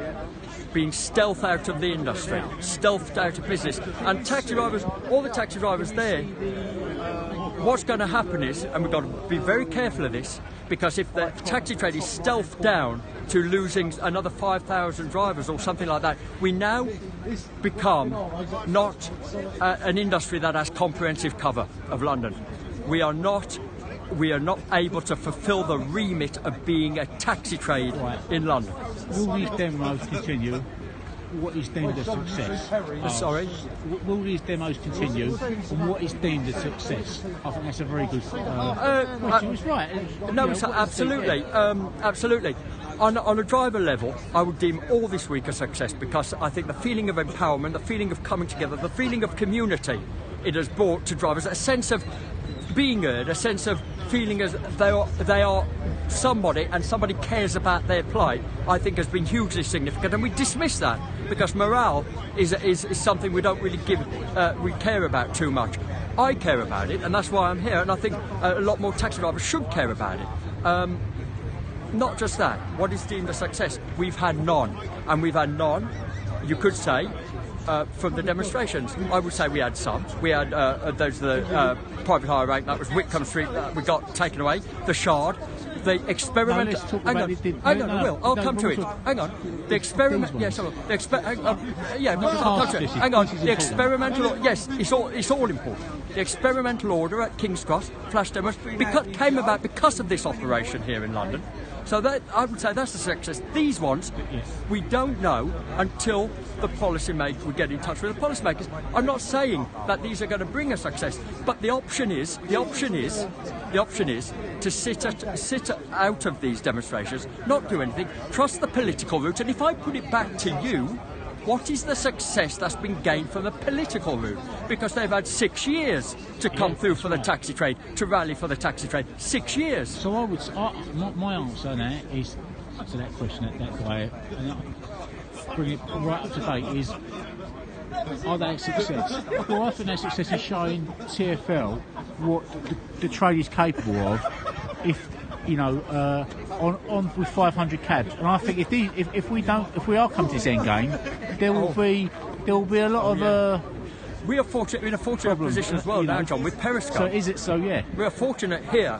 This is something the cab trader hasn't had. We haven't had a media that's been on our side, really. And with this is getting something like 6,000 live views, and not preaching to the converted. You have it's open to the public, so you have a diverse public crowd watching these, and it's interactive, so they can post questions. this is exposure. It's getting our voice out there, something we have never had, because it's been spun, hasn't it? It's been very easy to spin against the taxi trade, to turn the public against the taxi trade, and the policymakers are very good at turning the public against whoever they want it turned against. Oh, yeah. The tube drivers, they control the media. Yeah, they control the Here we media. are. They hate social media. They have the Believe media me. platform, don't They have they? it. They're Not the no ones. more. Listen. This is readdressing the balance somewhat. Now, imagine if everyone took part. I'll tell you something now. If we'd have done this 2 years ago, we'd have had a hostile response. Most of the comments coming through would have been quite hostile to us, wouldn't they, John? They would have been, they'd have been aggressive and hostile. At the moment, today, the reverse is the case. We are 90% of the comments coming through are all positive, all on the side of the black cab trade. 90%. And all the others, John, are trolled, my trolls. Yeah, but even the people on the bridges yesterday, the public, predominantly, were a lot more on our side. Oh, completely. Yesterday, talking live to people, I didn't have a bad reaction, and even cyclists, we was able to interact with the cyclists. I mean, this was great. The reaction, they understood it, they got it. It's readdressed the balance. They are getting an opposing point of view to the policymakers now, and I think that's significant. I think that's the point. It's about getting the message out there, and this has given us the opportunity to do that. And then a really important message, Sean, this is really important. Your mum said, have you got this cold? Have you got your vest on? That was an earlier message. But your mum was worried it was cold and you haven't got you weren't wearing your vest. It's deceiving. It's tropical. It's almost tropical out here. Sean's mum. She did leave that message earlier on. He has definitely got his thermal vest on. Myrna made sure about it. There we go. Well, there you go. Mrs. Taxi app. That's all that matters. So, that's all that matters. But it's she's broken my train of thought. Sorry, Pam. Sean's mum is he's a mummy's boy, really. There we go. Yeah, no, I'm not. Come on. Someone's written Sean's for president. There we go. My image. Got an image to keep up. Yeah, so Sean's mum is our mum too. She definitely, full of Pamela the enameler. She's there. She's Do you know what? My mother was. She was all her life. She was an enameler. Badges, which is a skill factory work, but in a skilled job. Yeah. And these, your badge, your green badge. My number. Sorry, my number. A green badge. Is enamel. My mother would have done all of thousands. So you might even have your old one. You never know if you've lost one and you've got one going back. I only cover my number, not because of the policymakers. I'm transparent. I'm Sean Paul Dave, London Taxi Radio. My picture's there. I'm here, transparent in what I say, unlike TfL, but cover the badge because I have all the trolls come through, and it's okay because they validate me. The more trolls I have, a troll. Yeah, we love a troll. I think the more you troll, the more you're more successful. Yes, they validate me. See, I won't get any now, though, so we're not validated. I've got to say though, Khalid did pop up yesterday, our friend Khalid, and a lot of people don't know Khalid is. Oh, yes, he's a number of people. But you know what? I blocked him. I just blocked him. It was like the power of the finger. I just went, I'll block. I know you like engaging trolls. Well, they're just which is great. They can be very amusing. They can be very amusing. But if they was proud, if they really could stand behind what they say, if they could really stand behind their beliefs, stand behind their opposition to what I say, then they wouldn't have to hide behind a pseudo account. Right, some taxi raiders come in. Would you say that the pre-arranged demo or a secret-ish one like today's are more effective? A similar effect, really. See, the thing is, today's one was all this work. They've been driver-led, haven't they? All driver-led. So they're driver-led. They're not run by an all. Yeah, they've all been drivers coming together. I think it's a good mix to mix them up a little bit. It is, yeah. You have to work with the authorities. Yeah, and the ITA, I must say, the police, the authority. Look, we haven't seen any police. Do you know who else you haven't seen? I've not seen any compliance officers. Unlike we used to see at the old demos. No, yeah. Taking numbers. Yeah, well, I think they maybe skin a bit stick. Yes, that's but there's no compliance officers. But look, if you look around, John, and you can pan around, you'll see no police here. There is no need. There is no police. I've not seen that yet. There is no need for the Met to resource it because they're stripped to the bone to really overly police this event. They know from the past events, they know it's going to be a peaceful affair. Someone said no police, right? Well, probably police are here, but we've not seen any. But you know what? Because we're not thugs, like as we're portrayed, and of course, football hooligans. Although I give a a good thuggish look. Yeah, exactly. Yeah, you've been accused of being a thug. Yes, yeah, that's all for a photo I took of you once, didn't I? Oh, it's a great picture. I love it. But no, love that's it. You know, we're law-abiding, tax-paying, hard-working people. Yeah, men and women. They've not had the platform. And the thing is, crucially, sole traders. So aren't afforded that a platform, that probably a collective, that, you know, as if you work for a corporation or had that ability to create that platform yourself. Yeah. Not afforded that platform. Not afforded a marketing platform. Not afforded a lobbying platform. And that's been the problem. I will say this, with Uber, who has a $2 billion marketing platform, a $2 billion lobbying platform, and we're still here. An industry, the black cab trade, who isn't afforded a marketing platform at all, would be surviving now only on the back of service, because they've not been able to market their product, have they? So we're still here against a company that has a $2 billion marketing platform and lobbying platform, and we're still here. We are the biggest thorn in Uber's side. Oh. Look what happened 2 years ago when they tried to buy us off, and there was some scabs that went over and worked for them. And they started a taxi service. They offered us £1,000, was it, or something, 3 years of free subs, or some old cobblers. But no, do you know what? The majority, and we're talking about the majority, stayed. And we have been the thorn in their side, and we always will be. That's right. It has been difficult. Well, keep on going, I think, what they had to do was have a smash and grab of the industry. Yeah. That's what they had to do. They had to come in, and if they were anywhere in the world, globally, anywhere, they should have been able to do it, it'd be London, because the central government, the policymakers, state assisted them, embedded them into the system, really. There was a time, you remember, John, 2, 3, 4 years ago, it was like nobody was on your side. Right. They got every politician, everybody. Just so everyone knows, I'm just told, like, by Lost Cap, London Tonight, it's now live. So if people want to tune into that as well, you can do on London Live. I dare say they're going to grab you for another interview. Yeah, I've done a section. So watch it live. They're showing Joe now. So they're showing pre-recorded interviews at the moment. So Joe's on London Live as we speak. So there we go. And I've got to be honest and say, it's the first time I've seen reporters actually giving the taxi trade an intelligent platform. An informed platform to speak on. Because normally it's just it is. And I mean, also choosing probably the lowest. You get lowest common denominators in any business, don't you? You get apologists in any business. Yeah. And the cab trade hasn't been completely exempt from that.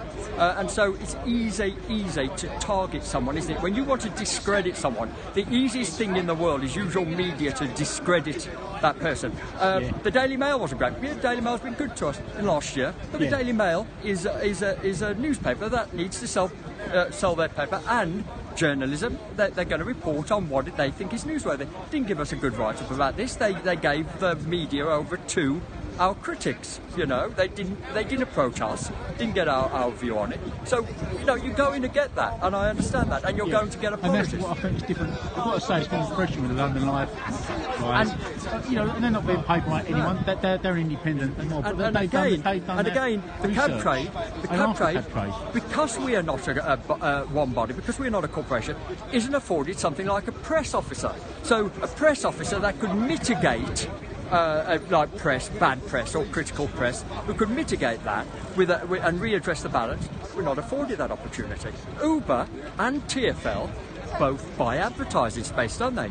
So you will get what you think is an article, say in the Evening Standard as a case in point, what you think is an article, and it's not. It's an advertorial. It's an advertorial for Uber, done by Uber staff. That is done as an advertisement, but it's done as an article. So you think it's an article. They buy advertising. It's a bit like the IEA. And the IEA is a great one, isn't it? Yeah. You know, the IEA. You see them. They sound great, don't they? This like think tank. Sounds all really kind of. Everything's a think tank. Well, you know, but where are their funding coming from? They keep their funding a secret, don't they? That's been proved. I mean, yes, of course. I think there's close relations. And so it's almost kind of you've got editorials and you know paid for.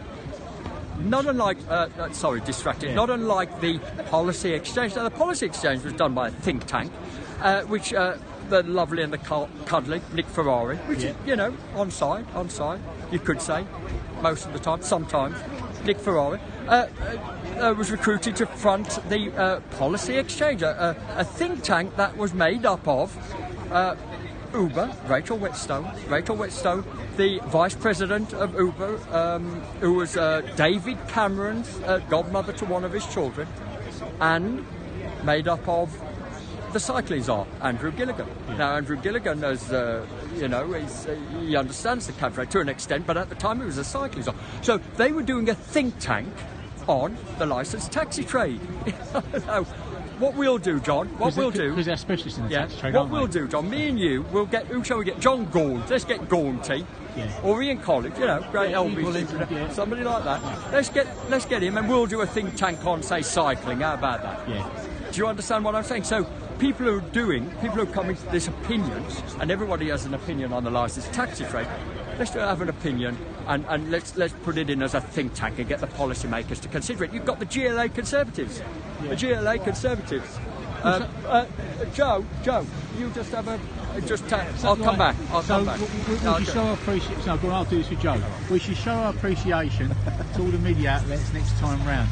Now, I don't know if that's a kind of a dig at the media. What's that?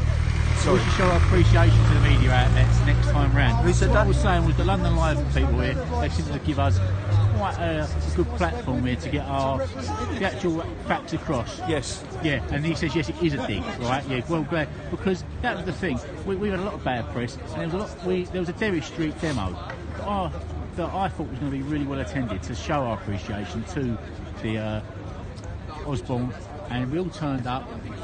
Thousands of us turned up at Derry Street, didn't we? Thousands. How's your maths, John? I don't know. Because I would estimate there maybe was probably... I was really tired and I was delirious because I've been working the night shift and turned up at Derry Street in the morning. Yeah, same here. Maybe I was seeing triple. Same here. No, I think you probably would have been seeing maybe 20 times the amount of people that were there. Because most disappointing demo I've ever been. It was the most disappointing and it was the most frustrating because it had been well advertised. A lot of people knew about it, but we had the typical. I work at this time and I work at that time. When I walk, I'm trying to get some light on this. What's happened here, guys? Is just I'd say the street light's not working there, and we can get under here. And I know people have been complaining about the lights and whatever. We grab a bit of light through a street light here. So if we get under here. Where the door is. Just stand with your back against that. Yeah, right just here. I want you to jump in the light. There we go. And we see the taxis. And there we go. There we go. So in answer to what you're saying is that both John and I did attend Derry Street, as a lot of the people that we know here did attend Derry Street. Some people didn't know about it. Those that didn't know that came along afterwards did stop. We walked from the Green Hut in Kensington Road, the All Nations Green Hut in Kensington Road, all the way down to Derry Street to welcome George Osborne into his new post as editor-in-chief of the London Evening Standard, which left a bit has left a bitter taste in a lot of people's mouths across the journalistic Osborne for mayor next, world. I'm telling you, they're watching out. Yeah, you reckon? Would you vote watch for him? Out. Yeah, watch out. So we thought there was going to be this when John and I were walking down a road towards what we thought was going to be this huge mass of angry, riled taxi drivers, London taxi drivers. And when we turned up there, I turned to John and I said, "Is this it? Is this all we've got, or the cavalry going to come round the corner?" But they never did. Yeah, exactly. Yeah. If I said there was 150 people there, John, would that be about accurate? Well, someone's just put parking problems in Kensington. What does that mean? I don't know what that means. What's parking problems in Kensington? Can you elaborate on what you mean? That's an interesting one, Mick. I mean, that's what is that? That's an interesting one. There we go. Yeah. So if you can elaborate on that. Someone says 200 max, and I'll tell you what. That is, I think, being conservative. That's pushing it. That's being kind, I think. Yeah, 200 max. We made a hell of a lot of noise for if we're going to say 200 people, we made a hell of a lot of noise. Well, it was lucky that we had banners and we made a lot of noise. I managed to interview Steve McNamara, who was there. I managed to interview Guy Adams, who was one of the ones that did the expose in the Daily Mail regarding Cameron, Rachel Whetstone, Gideon, and the like. You didn't have to park. Sorry, you didn't have to park. You could have just driven. Predominantly, a lot of us on foot. But other cabs could have just driven down there and U-turned and made a lot of noise. What I'm still a little bit miffed as to what this person means by park. I mean, what you could do. Oh, he said lots of drivers are scared off nowhere to park. Lots of driving. They weren't stopping out. So they should have been. Definitely, that wasn't a flash. Listen, I've been on flash demos where flash demos cause a lot of problems, and that should have been like a flash demo. Guy should have turned up to that one. Absolutely the most disappointing. And I'll be honest with you, after that demo, I said I don't want to do a demo again. Yeah. I mean, I'm here for the 5 days. Well, something compels you to do it, doesn't it? And yeah. I think it's just your compassion and what you feel for the trade and your fellow cab drivers. I've got to be honest. People will always, and don't take this personally. Is it Mick? Yeah. Don't take this personally, Mick. But if you really wanted to be there, Mick might have been there, but I'm not saying Mick weren't there. But he's just okay. I'll guide this towards anybody who didn't get turned up. Listen, we can always find excuses to not be in places. Mick was there. Yeah. Okay, Mick, well done. But he was just probably saying about other drivers. Oh, yeah, it's that's frustrating. Yeah. Okay, so maybe I'm speaking for you, Mick, as I'm speaking for me and John and other people that were there that day. Without getting angry, there's never. It's bullshit. There's no excuse. If you want to be there, you'll be there. And you know that, by hook or by crook, you'll be there. I wouldn't care if I had to put my cab on a meter that cost me £10 for 2 hours. People came by tube. Some of them came by tube. Come by bus. Do whatever you need to do. It was our opportunity to just dig it out of Osborne. And they came out, didn't they, some of the journalists, because Daily Mail were in that building as well. Yeah. And that was the one, because we are treated with such disdain and contempt by a lot of the rags, predominantly the Evening Standard. At one point, do you remember we used to get the Evening Standard cabs going about with the Evening Standard livery on it? Yeah. It's unreal how that newspaper has changed, it doesn't, it's kind of standing with us. But there we go. Anyway, we're digressing. We're venting a bit of anger, but the Derry Street one for me was a watershed moment. Derry Street was a watershed, and it was a very poignant sort of demo, because it really told me who really cared about the trade. I'm not suggesting that people that couldn't make it because of one. Somebody said, "Can we still read it?" No, that's can we still, and it's unreal. Listen. Here's the irony. I can't read it. I was in GSS the other day, and there was a guy there, and he had a copy of the paper under his arm. And I was making a cup of tea, and I was kind of just putting my sugar in, and then I saw it and he looked at me, and he sort of did the half smile, and he went, "Have you seen this?" I went, "No, what is it?" And he opened it up, and I went, "No, I don't read the Standard, mate. I wouldn't go near it." He went, "Oh, yeah, well, look at that," and he showed me the headline, and I went, "Oh, right," and then carried on stirring my tea. And he went to me, "Do you know, I used to give this newspaper out on the Sloane Square rank." He said, "But no one wants to take them anymore." Yeah, but there is still some pillets reading it. And I sort of hardly lifted my head up and said, "Well," and you wonder why. But yeah, you're right. People still read it. But Mick did say, right? He did say that it was a small demo, but it was the loudest. And I've got to say, it was such a small street, because we had all the signs, didn't we, and the banners. So it was good. Yeah, anyway, it was bloody loud, because every time I tried to do an interview, someone kept doing that. Kept doing the old football horn. Yeah. I said it like I was on a football terrace. It's our walk down it. So remember, we ran.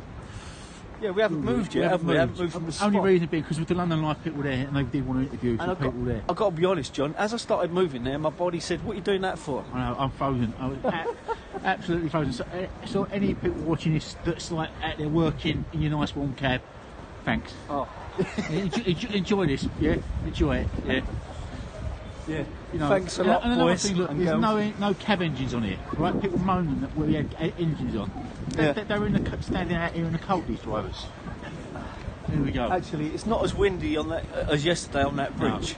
No. That was horrible. I'll tell you what.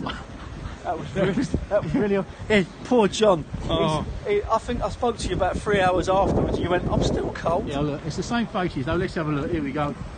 Look. He's a motley bunch. So we're right outside the Waldorf here, look. Here we go. So look, same faces all the time. Yeah. I could probably, the names I don't know. There we go. Yeah. Always the same faces. Yeah.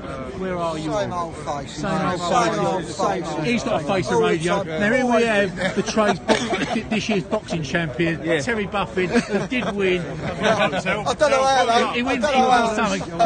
And those of you there, Terry's wife, she stole the show. Terry's wife stole the show at the boxing. Terry's wife stole the show. Don't forget the timekeeper. There we go. And If he wasn't for me, he got knocked out. That's it. Saved by the bell, he was. But here we go. So we're actually. I haven't seen any police. Well, I said we was just. Do you know what me and Sean were saying there? No police and no compliance. Watch it. Hey. Pretty much all week. Yeah. I haven't seen any. This one is absolutely no. I haven't police seen at any all. COs. Have you seen any COs this week, John? No, it's really weird. So. What I'd like to do, if possible, because there's obviously a lot of people that are that stop and There's film. a nice clean car. Look at this caviar. Look, this is shiny, isn't it? Look at this. Let's see this. You get in trouble for that sticker there, though. I'll tell you that Royal CDA one. Look, it's very shiny. Look, what? Is that the one you filmed yesterday? I don't know, but it's got a taxi app on it. There we go. Download the app. Don't me on there, mate.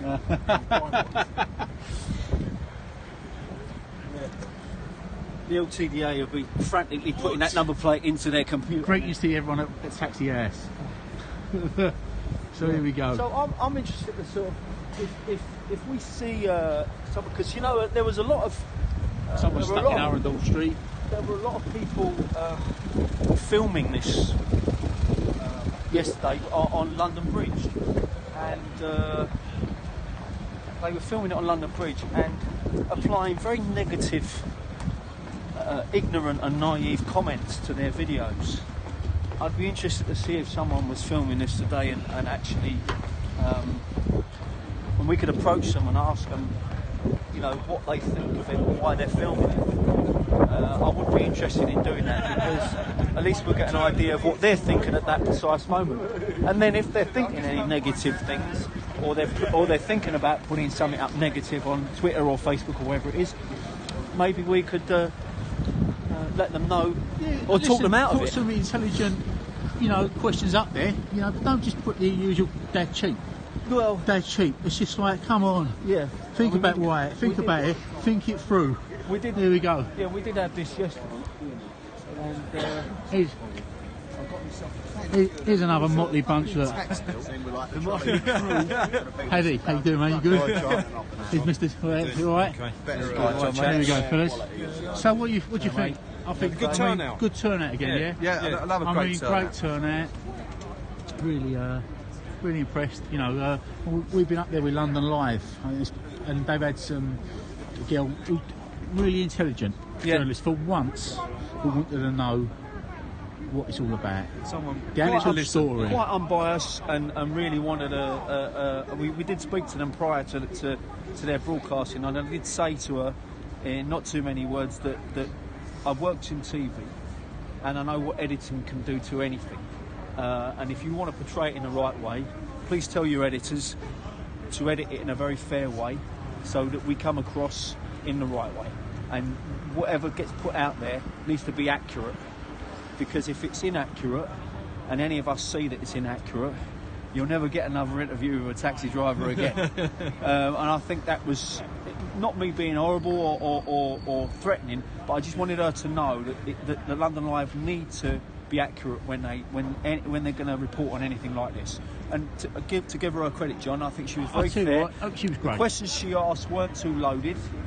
There's a couple of loaded questions, but I think that goes with the territory. But I think generally, everything she asked, everything she spoke about, required a good answer, and thankfully she got a good answer out of everything she asked. So that was I agree with you, Joe. I think that's all we've ever asked for, is for someone to look at the facts and deliver them as they are. Don't put a taint on them. Don't put a political tinge on them. Just to give an honest view of what's actually there. We don't have an honest view. We have a tainted view each time. And what makes you say that? Is it because you feel it's a case of once bitten, twice shy regarding people that have reported on this before, already telling the public how terrible we are and how miserable we are and what our demands are, even though it's not true. It's very, very inaccurate, a lot of it. Well, it's always inaccurate. You know, So the public get the wrong impression straight away, don't they? The public, without a doubt, they get the wrong impression. You know, something goes on, an Uber does something, he's a taxi driver. Yeah, yeah. A taxi driver does What it. we were saying. Yeah, exactly what it's you're saying. always the same. Our brand's been tainted time and time again. They put figures up about rapes and sexual assaults. We're brought clumped into in, that- we're clumped in with those Yeah. rapes and sexual assaults. We know what's been in the papers. We've had war boys. There ain't a taxi driver out here that detests war boys and any other person in any other walk of life that does exactly the But same isn't as it that man. strange? You know his name. Everyone knows his name. Well, because everyone knows his name because he's singular. I think he's singular. That is exactly what it is. He's on his own. That's the thing, isn't it? But what Sean was pointing out to the reporter earlier on was, do you know the names of any of the others who have been put away for rapes and sexual assaults? Well, what I would say is in the last 2 years, there's been a war boys in Uber.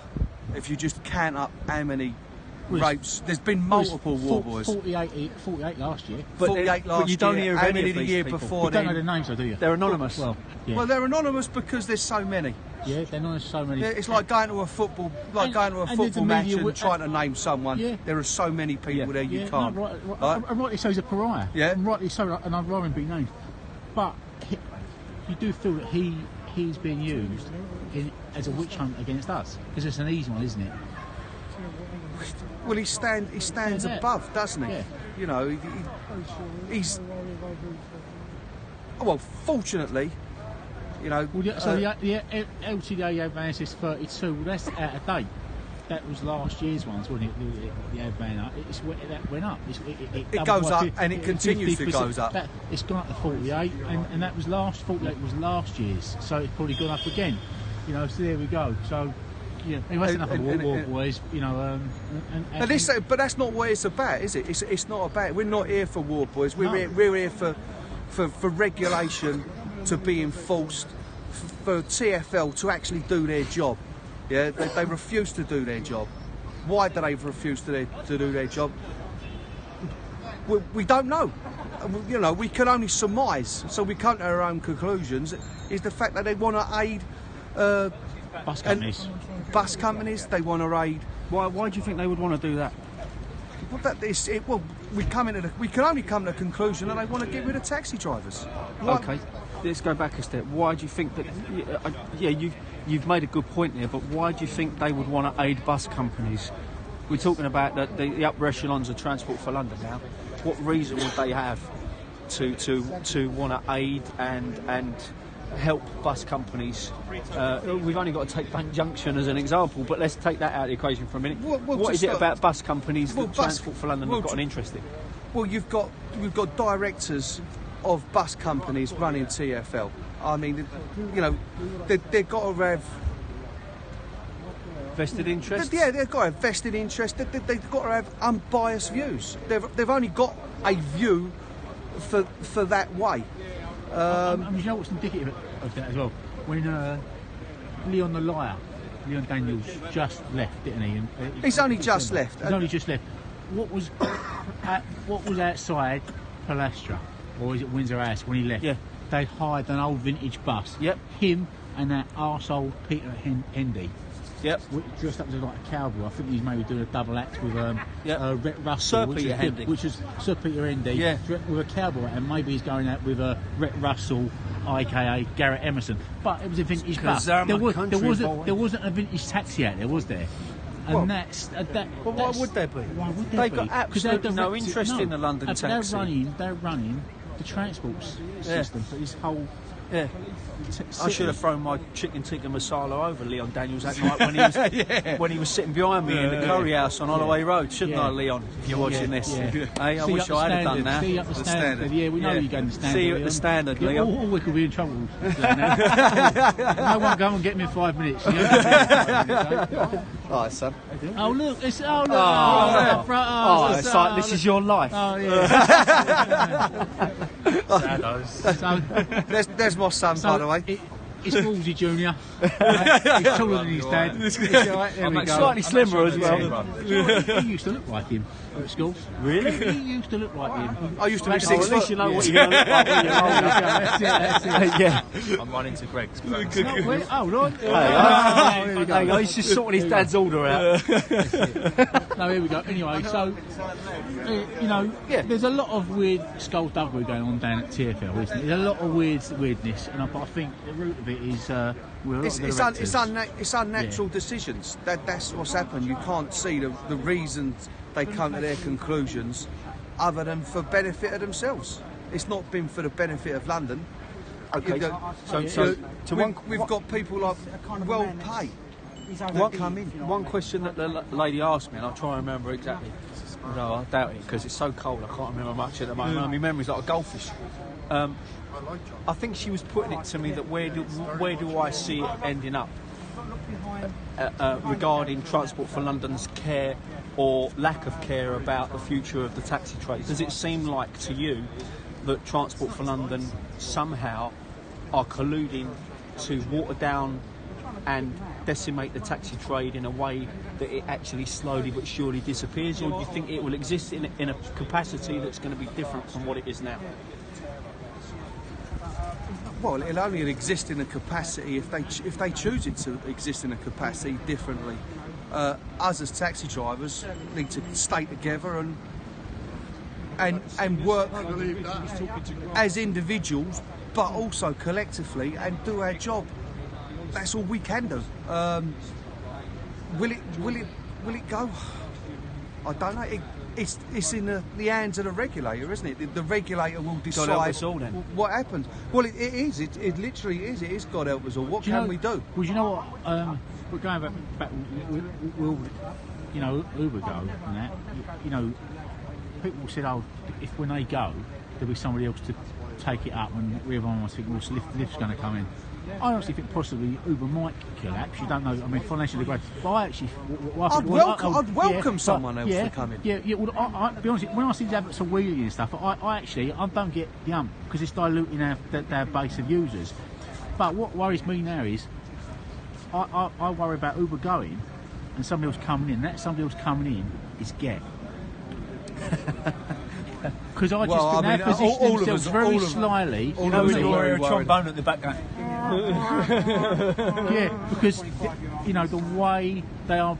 Well, you think they're almost? Would you suggest then that they're almost poised, and sort of ready and waiting almost? It's been ready and waiting for a very long time. Well, I think they're putting themselves into the market, and. Are you taking food? I am. We're live. Would you like to say something? What are you promoting? I support your struggle, and I'm fighting for justice for Aravind and Balakrishnan. He's been unjustly imprisoned by the British state, and we are fighting to clear his name. Somebody you'd be very familiar with. Can I take one in? Yeah, sure. Brilliant. Okay, all the best with your struggle. Thank you, and all the best for you. Thank there we you go. very much. Thank you. Take Brilliant. care. Brilliant. There we go. All the That's a best. nice young lady giving out her flyers there. On another struggle against, in this country. See the words there? Look. Kangaroo cool. Yeah. That's something you know all about, John. Yeah. You never got the chance. There we go. Should we have a little wander? Yeah. Should we have a little But wander? there we go. Just going back to Ghetto. But yes. Sorry, we digress. Not getting off lightly. I worried that they're the ones who position themselves, because I think they courted the cab trade disgracefully. Yeah. With the situation with Halo, and now. Let's look at My Taxi. What are they doing? They've actually upped the amount from £10 to £15 for referrals from their drivers. And someone suggested to them today, rather than do that, why don't you go looking for more corporate work rather than try? It was Matt, wasn't it? Matt from the LTDC. Yeah. Why don't you go and look for more corporate work rather than try and steal the work off the street from us? Because the unsuspecting dimwit cab driver, just like they did with Get, is going to go, "Oh, that's great. I can get loads of them." But in fact, all they're doing is killing their own work. Well, they're selling our street work and giving our street work away. We can't be. Well, people have been doing that with Get for ages, haven't they? You know, I mean, the wise ones who realise what Get were up to, soon, you know, took Get off their phone and got their £100. But what they've done is well, I mean, I've done exactly the same myself. But I mean, but regardless, what's happened is these corporate companies, why we're at our weakest, because we are weak. It's as simple as that. Well, we're all struggling. We, at the moment, we're vulnerable. We're looking to pay for our mortgages. We're looking to pay for our cabs, yeah, and our insurances and everything else. And Get have seen it, and they're nailing us down. Yeah, they're attacking us when we can't afford it, and they're pushing our prices down. They're pushing down our cut. They're predatory pricing. Against us. Against us. And now what they're doing is they're undercutting our meter, and they're saying, well, come and join us. We've got to work on ours. We'll predatory price against every other taxi drivers out there. We'll undercut your meter. Yeah. We'll undercut the way you work, and the only person that actually pays it is the driver. Yeah. Oh yes. You know, the price of the meter is there to pay for your bills, to pay for your running costs, conspiracy for nothing else. Conspiracy theory. Strange that the meter in the new electric cab's not working, but it wouldn't affect Get, would it? Because I don't care about the meter. I think Get would love to get rid of the meter. Well, the insanity is you've got an illegal, unregulated minicab app doing instant hires on a meter, and you've got the famous London taxi trade doing pre-books, being encouraged to work fixed prices. The table's been turned. It's madness. Like, we're trying to compete with something that we should be nowhere near. They're nowhere near us. Well, we like minicabs. We go back to base now, don't we? The drivers are swallowing it. Well, yeah. It makes no sense. They're not just swallowing it, though. They're apologists for it. And you know, there is one particular prat on Twitter, and I'm not going to mention his name. He's the most unbelievable. Well, there are some that there's are a constant. couple, but there's one guy. He's just unreal. He's a pariah. Mate, you're a pariah. I'm sorry. Yeah. You know, you really are. You know, we all know who he is, right? Yeah. He's unreal, and he's carrying on working during these demos. I know some people who couldn't even get to the demo yesterday, but it didn't work. Yeah. It didn't work. Yeah. You know, but that pariah, he's out, and he's just like vile. Yeah. Yeah. You short-sighted prick. He'll do a demo maybe. That's him, mate. Yeah, that is him. Yeah, yeah. Well, he'll do a demo maybe on his own terms and what he feels is right, and that's up to him. That, you know, as it's up to a lot of drivers that I know that are not necessarily working today, but have chose not to take part in these particular demos because they don't believe in them in one way, shape or form, and that's completely up to them. It's a real shame when that happens. But that's the taxi trade all over. We are 24,000 individuals, and you're entitled to your and we're entitled to our opinion. And unfortunately, we always together. That is the great thing about the taxi trade, but that's also the downfall of the taxi trade in a lot of ways, because it means you're always going to get so many people that don't agree with a certain thing, and so many people that do agree with a certain thing. What I would say there is that individualism is soon to be denied by the way we are being pushed down by these other. Well, I would say as simple as that is by Get and the way that they're pricing. They're pushing down our individualism, our ability to choose. Yeah, they're taking away our ability to choose. We cannot choose. Oh, I go on Halo, I go on Get, I go on Taxi app, right? Because they are undercutting our meter, right? That is the fundamental thing. They're devaluing our product, and they're doing us so much harm. They're making our customers feel that we're overcharging. That is exactly what's happening. So they're being ripped off. They feel overcharging. And that's regardless of whether the actual meter goes more or less than that fixed price. Because years ago I was on radio taxis when they got bought out by Get, and so I did do. So I know how they charge. I've picked people up who said, I've had this fixed price from such and such. It cost me this on the way here, and I've taken them back, and I've done it for less than a fixed price. Yeah. So it's not always as rosy as it seems. but the customer thinks it is cheaper. And soon enough, you do away with the fairness of the meter, the customer will get a bad deal. Oh, yeah. Yeah? It's there for fairness, for nothing else. For fairness for driver and passenger. Somebody said, get on the problem, it's the drivers who drive for them. And, you know, that is a valid point. What is Well, it? of course, because they're short-sighted and they're not looking at No, tomorrow or a week later. Get out of the problem. No, I disagree. Get out of the problem, because they're the ones that are doing it. They've got to work. Yeah, hang on. You've got to put food on the table. If they, and that's what he's going about. You're right. They've got to put food on the table. But ultimately, it's the individual that then chooses as to whether they feel that is moral or immoral. You've obviously made that choice that you don't want to go ahead with it. I've been the same. John's been the same. But plenty of drivers who are sane would still go ahead with it and do those fixed prices because they don't see anything wrong with it. Well, no, I think what it is they see themselves as individuals, and they think, like myself, moving away from it. Like Joe, you probably moved away from it. John, you probably moved away from it. Probably. No. How dare you? But I can't speak for you. I cannot speak for you. It's your decision. I was on Get. Hello, Joe. When I came off of it when they started penalising drivers and almost in an Uber-esque style of deactivating drivers it's vile. That whole thing is vile.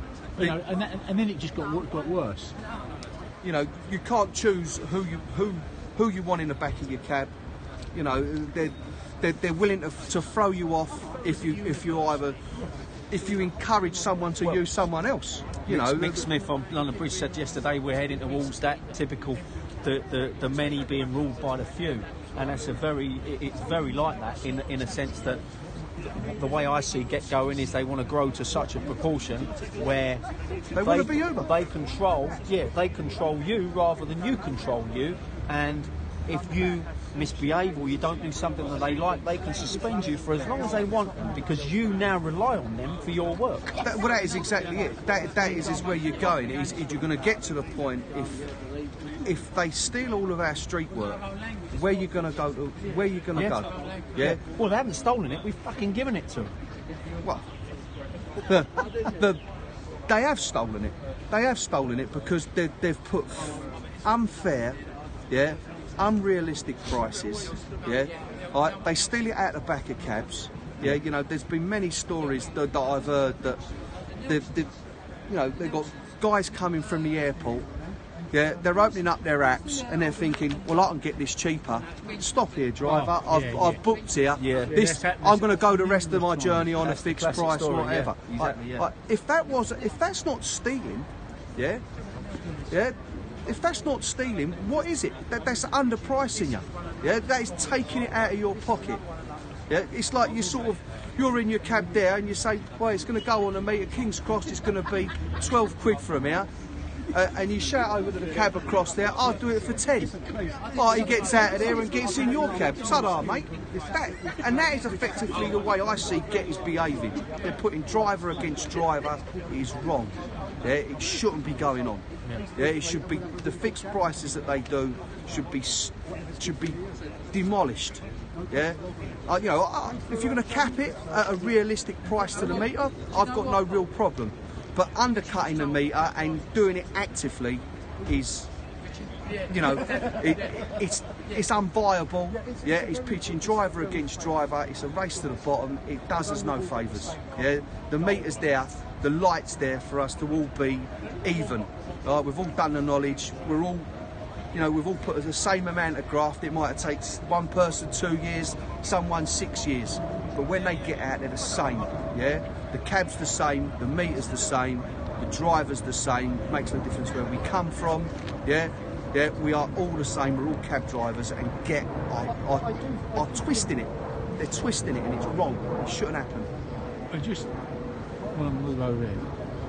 Talking about cab drivers, family affair. Oh, shut up. So if you come this way, It's a family affair. It's a TV first here, right? It's a TV. Let me get out. Go on. You get in there. Look. This is. I just want to say.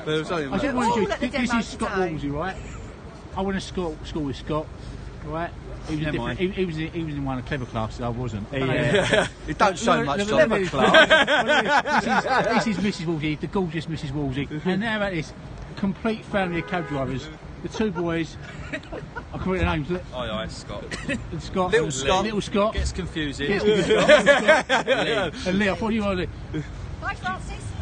Lovely, Jane. So there we go. I mean, you know, fantastic. You know, a new generation, a whole family of cab drivers. But isn't they're this like almost like celebrities? But isn't this typical of how the trade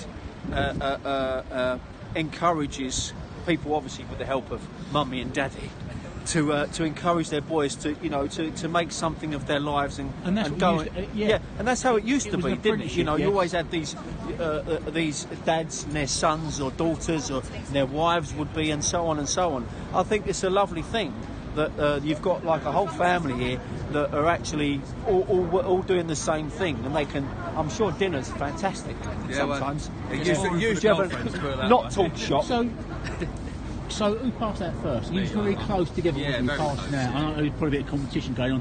So how long have you been out now, Scott? I've been out a year and 2 months now. And how are you enjoying it? I am enjoying it. Are you pleased you've done it? I am pleased. To be fair, I was a plasterer for 10 years. Right. And I haven't looked back since. You know, you get a lot of flexibility with it. Don't get me wrong, you've got to work longer hours and stuff, but for a young man, I think it's a brilliant job. And more boys need to get on it, you see. Like, we need to push it out there to the knowledge schools, and I don't know how we're going to approach it, get in touch with colleges and make it more available, but we need the numbers. Yeah. So I remember being on the knowledge and seeing way more bikes than what there are. Yeah, well, I've got to say, it's really rare. You don't see the bikes. You know, you see them on Sundays, you do see them, it makes you smile, but at the moment, there's not enough. Well, Malcolm Linsky, when I interviewed him a year or so ago, and he said that first-hand knowledge of it, and be it, you know, running the knowledge school, he in his opinion, he felt that there was a lot of people doing the knowledge from their spare bedroom, almost. Google Maps. Doing it on Google Maps. Yeah. Like that. They don't leave, they don't go out on their bikes. And that's why you don't see many people on their motorbikes these days, and there's something inherently wrong with that, isn't there? There's a real, something very, very not good with that at all. It worries me a lot for the future of the trade. Well, I think the tradition of, like we've done, like with my family, is passing it down to our sons, is that you impart that knowledge on how to go out there and learn it and to become a cab driver. I think what's happening now is we're getting a lot of drivers that it's not through the family. You know, the demographics of London have changed. Yep, we're getting. What's your eyes there? Yeah. All right. Yeah, sorry. The demographics of London have changed, so we're getting what we'd call like virgin drivers. They don't know another taxi driver until they do the knowledge. They just they see taxi drivers going about doing their business, and they'd like to do it. They speak to cab drivers, and they're doing it for the first time, but they're not being passed on how we used to do it and how you become the best driver that you can be, because you know, ultimately it's not about passing the knowledge, it's about being the best you can be as a cab driver, and it makes the job so much easier. So, yeah. Young Lee, so how long are you out now? Since August I've been out now. So. How are you finding it? Yeah, do you know what? I'm really enjoying it. Yeah? There's not much bad to say about it apart from the etiquette. But you see them out there and they're still doing their own thing. It's not what it's about. There needs to be a more ingrained thing, as you say, coming from the families, coming from somebody else. That's what the schools are about when you're doing the knowledge. I think best, I can't remember who said it, was recruiting from the services. When people come back from the army and things like that, they've got a little bit of cash behind them. They can start that, they can afford to have 2-3 years. And that's where I feel that we should be targeting. Encouraging them to do that. Of course, when they come back from doing their time. Well, they don't need character testing, do they? When you know their characters have been well tested. You know, from sort of like the fire brigade, could you imagine police force side. Just need your DBS. I wonder how many police are doing it now, because it used to be a thing that the police would do the knowledge. It was like a progression. It was a progression, thing, wasn't it? You know, they retire from the police force and do the knowledge. You know, the last couple of years, I've actually got a friend who was considering it, and in the last 2 years, and he's decided to do something else. Really? You know? So the job's become unattractive to policemen now, which is very. It's disheartening a little bit, isn't it? It's very disheartening, and you just feel that that is because of our regulator. You know, you're talking about a metropolitan policeman that was his goal. He was thinking, I I could do this. What better character than an ex-policeman coming into our trade is being pushed away because of our regulator. And that is all it is a shame. It is a shame that someone who can continue serving London is not coming into our trade. And it goes all the way. It goes all the way to TfL time and time again by not enforcing regulations. And it's existing regulations. We're not trying to do anything special. We're not trying to implement anything else. It's what's there that needs to be done. Will they listen? I hope they do. I hope they begin to listen. I hope there's cracks there. I hope they enforce what's gone on.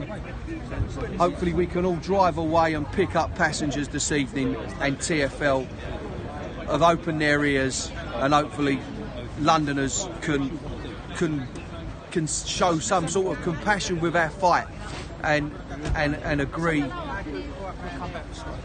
and put pressure on TfL themselves just to enforce what's there. The regulation's there for their safety. It's for their betterment, so we can carry on. Cool. Francis. Get Francis. Let's go with Francis. We've also got... Hello, again. Nick the Brit's back here again. Yes, hello. Would you say hello before we do your Brit? Oh, yes. Don't worry about me. Don't worry. Just blow it. It's a bit more light. It's a bit more beautiful. Only because it's a bit dark over there. Right. So who we got in there, Joe? Well, I don't know. Sorry, who are you? Oh, I don't know. I can't remember. It's so cold. It is. My brain's frozen. Yes, this is Francis Wachowska. You say it's at what? Did I say that correctly? It's very good, Francis. Yes, Francis Wachowska. In my phone I've got it just as Francis W. Gave up. Francis Wachowska. And when you're cold you can't say it. And Francis, as many of you know, does an awful lot for the taxi trade, and is heavily involved with the what is it? And the veteran taxi charity. Yeah, for military veterans. For military veterans, and. So, you've been here. You've been at the demos pretty much all week, haven't you? All of them except yesterday. I couldn't do yesterday, but my excuse, I think, is. Did you have a note? Did you have a note for absence? Yes. Yeah. Did you have a note for yes. note for your mum. You got a note for your mum? No, my mum. I got one for my mother. I got one for all sorts of people in there. But I'm not showing the notes, thank you. And they weren't of the folding kind. No, I actually had to do a couple of meetings to do with the charity yesterday, so I couldn't come yesterday, but I have been on all the other ones. Yeah. And I think, although you get a lot of people saying that demonstrations upset the public and so on and so forth, personally, I think that these ones have been extremely well put together, because the leaflets are very convincing. They're factual, which always helps, and people are really bothering to talk to the public. And I've been speaking to. Yeah, I suppose I am the public, but I don't think of myself as the public. I think of myself as sort part of in between, of this. aren't you? Yes. Really? Yeah. But the people I've spoken to, I absolutely understand. I've said this demonstration is a demonstration against the fact, or about the fact, that Transport for London is failing in its regulatory duties. And it is, frankly, as simple as that. And it is very, very poor. It's absolutely shocking. Do you find that the negativity that's been shown by a lot of the public, while we've got a certain Grant Davis making little gestures behind the camera, we will catch up with you in a minute, just like Davis. To say, there he is, Grant Davis, here again. Just like, no, seriously. And that, just again, Grant, you're here again. Right? Again in the cold, I've not seen another trade leaders here again. So sorry to interrupt you.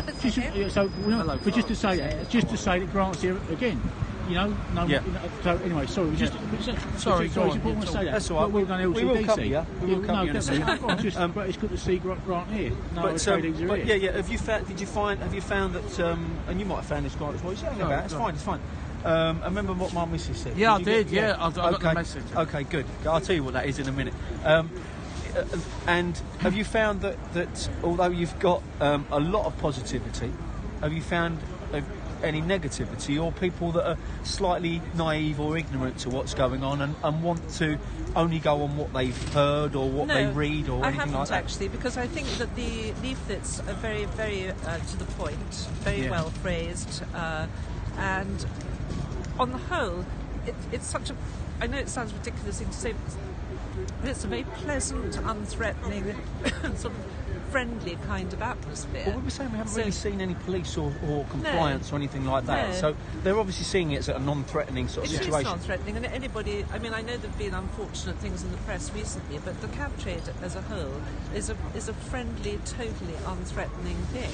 Which is why people like me have always used cabs, why we feel so safe in cabs. Yeah. And I continue, I will never not feel safe in a cab. And I think when you see the people chatting away, you know, for lots of the people that might have a bit of a grouch or criticism, it's a bit like seeing members of their family, I think, out protesting for their livings, and I think it's completely justified. And with my voice, that might come as a slight surprise. But Yeah, luckily, I can laugh at myself. No, absolutely. Should we bring? Yeah. I mean, Thank you very much. No, you can hang about. Please hang Okay, about because I'll probably come back to you at some point.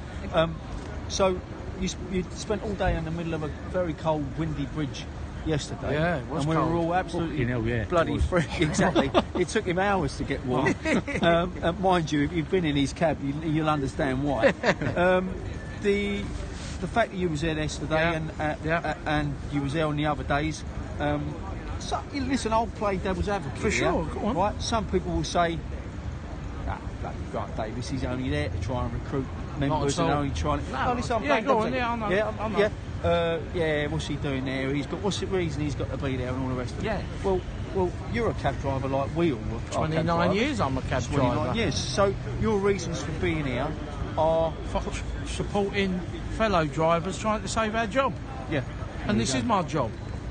People might say, Grant Davis, chairman of the LCDC. What does that mean? It means that I'm a full-time cab driver who goes in an office in Bermondsey 5 days a week, or if I've got a meeting, I don't make the office, trying to make sure we have got a job. And that is it. That is it in a nutshell. I'm not in a union where I could maybe try and get myself promoted within a union to get a job. Right. I don't want to be an MP. I'm not on wages. I'm not on wages with pension and sick pay and company cars, none of that. So really, you've got to think, why would I not be here? Really? Because if this job goes for you and you, it goes for me as well. And that's it in a nutshell. I ain't got another job after this. Bad actor, But no, I haven't, right? So that is it. No comment. That is it. I'm just a cab driver who wants to try and save my job, along with everyone here. And I just think, like I said to you yesterday, and I ain't going to go over it, I had the meeting with Mike Brown on Wednesday with the other trade orgs. But as I made my feelings clear to Mike Brown, this Uber re-licensing is a fudge.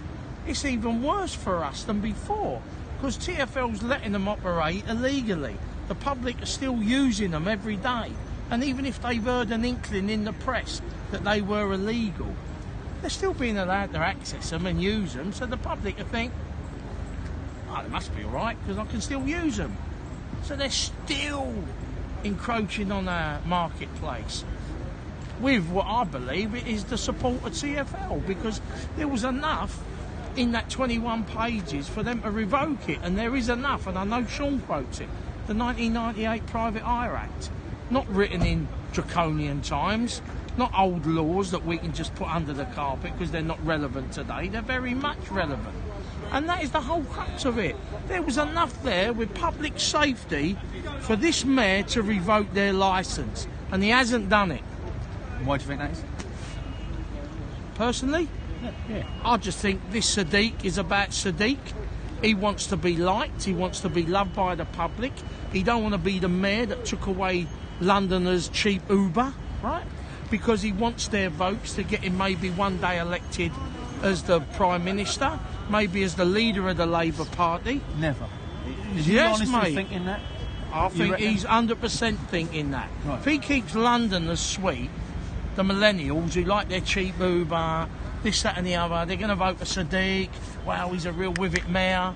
He's like us, he gets it, yeah? Get him in as mayor. He can take that onto the Labour leadership, and then hopefully he can be Prime Minister one day. They all look after themselves. And that is what, in a way, we're doing today. We're trying to look after ourselves, myself and my job, your job.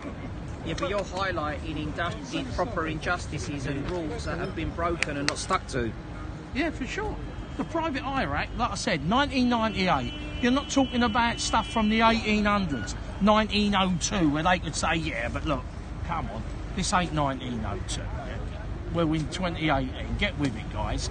We are with it. Look, if I haven't misunderstood this, sometimes if you're not actually actively stopping someone, even if you're, even if you're quiet and you're not stopping someone, that person or that company is still trading as normal, but you're not stopping them and you've got the power to, then that all right, it's not. You can argue it's not the same as helping them, but by not stopping them, and it's damaging you. You're almost aiding and abetting. It's criminal aiding and activity, abetting, right? isn't it, or something?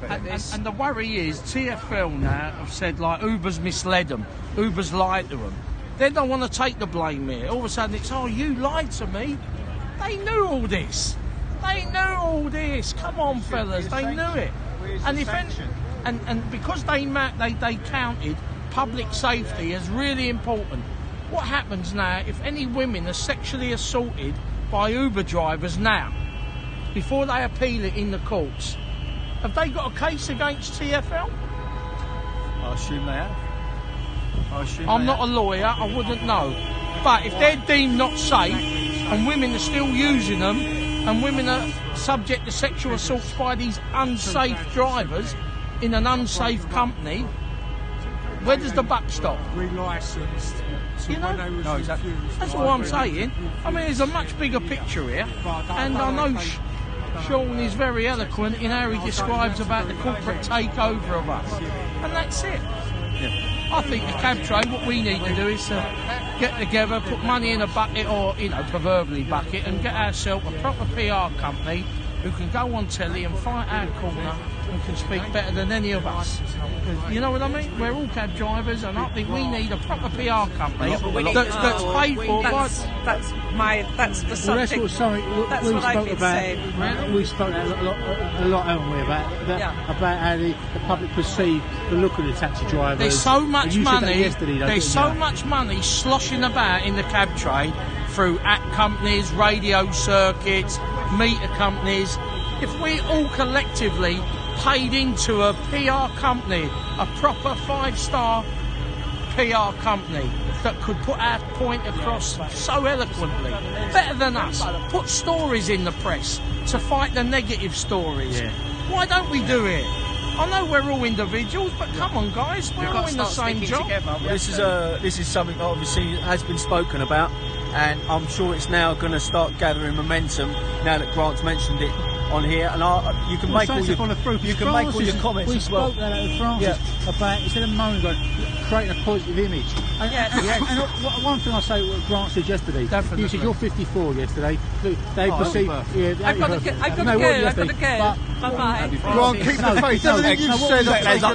Sorry, what we said yesterday was that the look that we give out, it's middle-aged white men running this trade, and you're right that it does need a positive new image from a professional company. Well, let's hope from what Grant said. We've got to move now, but let's hope from what Grant said Have a lovely weekend, everyone. And you. Maybe that can start. Maybe that can start to happen. We can start looking at that. If you don't learn from your mistakes, you're finished, right? Everyone I speak to in the cab sometimes say to me, I never hear your side of the story. I try to speak as well as I can, but I'm a cab driver. Maybe I let my head rule my heart sometimes and be a bit fruity. I get that. And that's why I'm saying we need a PR company. There's enough money in the cab trade to collectively put money in, have a really great PR company, a very good one, who handles our press, who puts our side of the story, negates the stories out of the Standard. Because you see Twitter, and people say, who saw that story last night in the Standard? We all know what the Standard's about. We all know Osborne. Don't keep going over it, it's boring. We know they're all corrupt. But what are we going to do about it? That's the crux. What are we going to do now? We've been vindicated with TfL. Everything we said is right. Everything they said is wrong. Uber is a lying company that lied to the regulators for the last 5 years to try and get as many drivers in London, working the app, saturating the market to kill us, right? And what are we going to do about that now, fellas? Well, this is completely separate to, and you've said this before, and I'll say this because I've known Grant for a while now, and that is Grant's always maintained and always said, it doesn't matter. I'm not here to say join the London Cab Drivers Club. No. Join an all, join a union, join something so you can get a voice. Yeah. And he's never one to say, come and join me. He's just saying, join someone or something, some sort of body.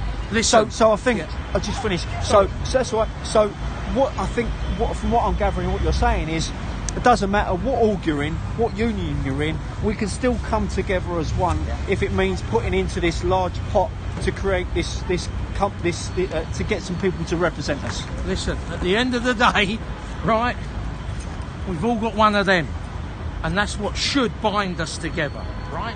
Should. Don't matter if you're a union fella, you're in this, you're in that. We've all got a badge, right, and we've all got the same job. And why the hell we haven't ever thought about collectively protecting our industry? It's beyond me. If the club had thousands of members, I wouldn't need to go out and say to the trade, let's get money together, because I'd pay it myself. The club would pay it, but we haven't. I'm not a pork pie teller. I'm not going to tell people, oh, the club's got thousands of members. We ain't.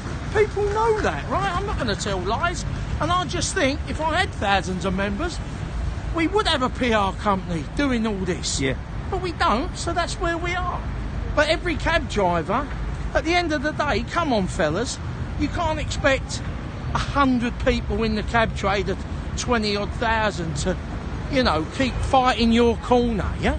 Come on, stop being greedy, stop being selfish. We all know work ain't great, but for 50p a day, join something. And so, we got Uber now. I think we could have them by the throat here, They've lied to the regulator. They're getting loads of bad press. People are actually seeing them for what they are. Yeah?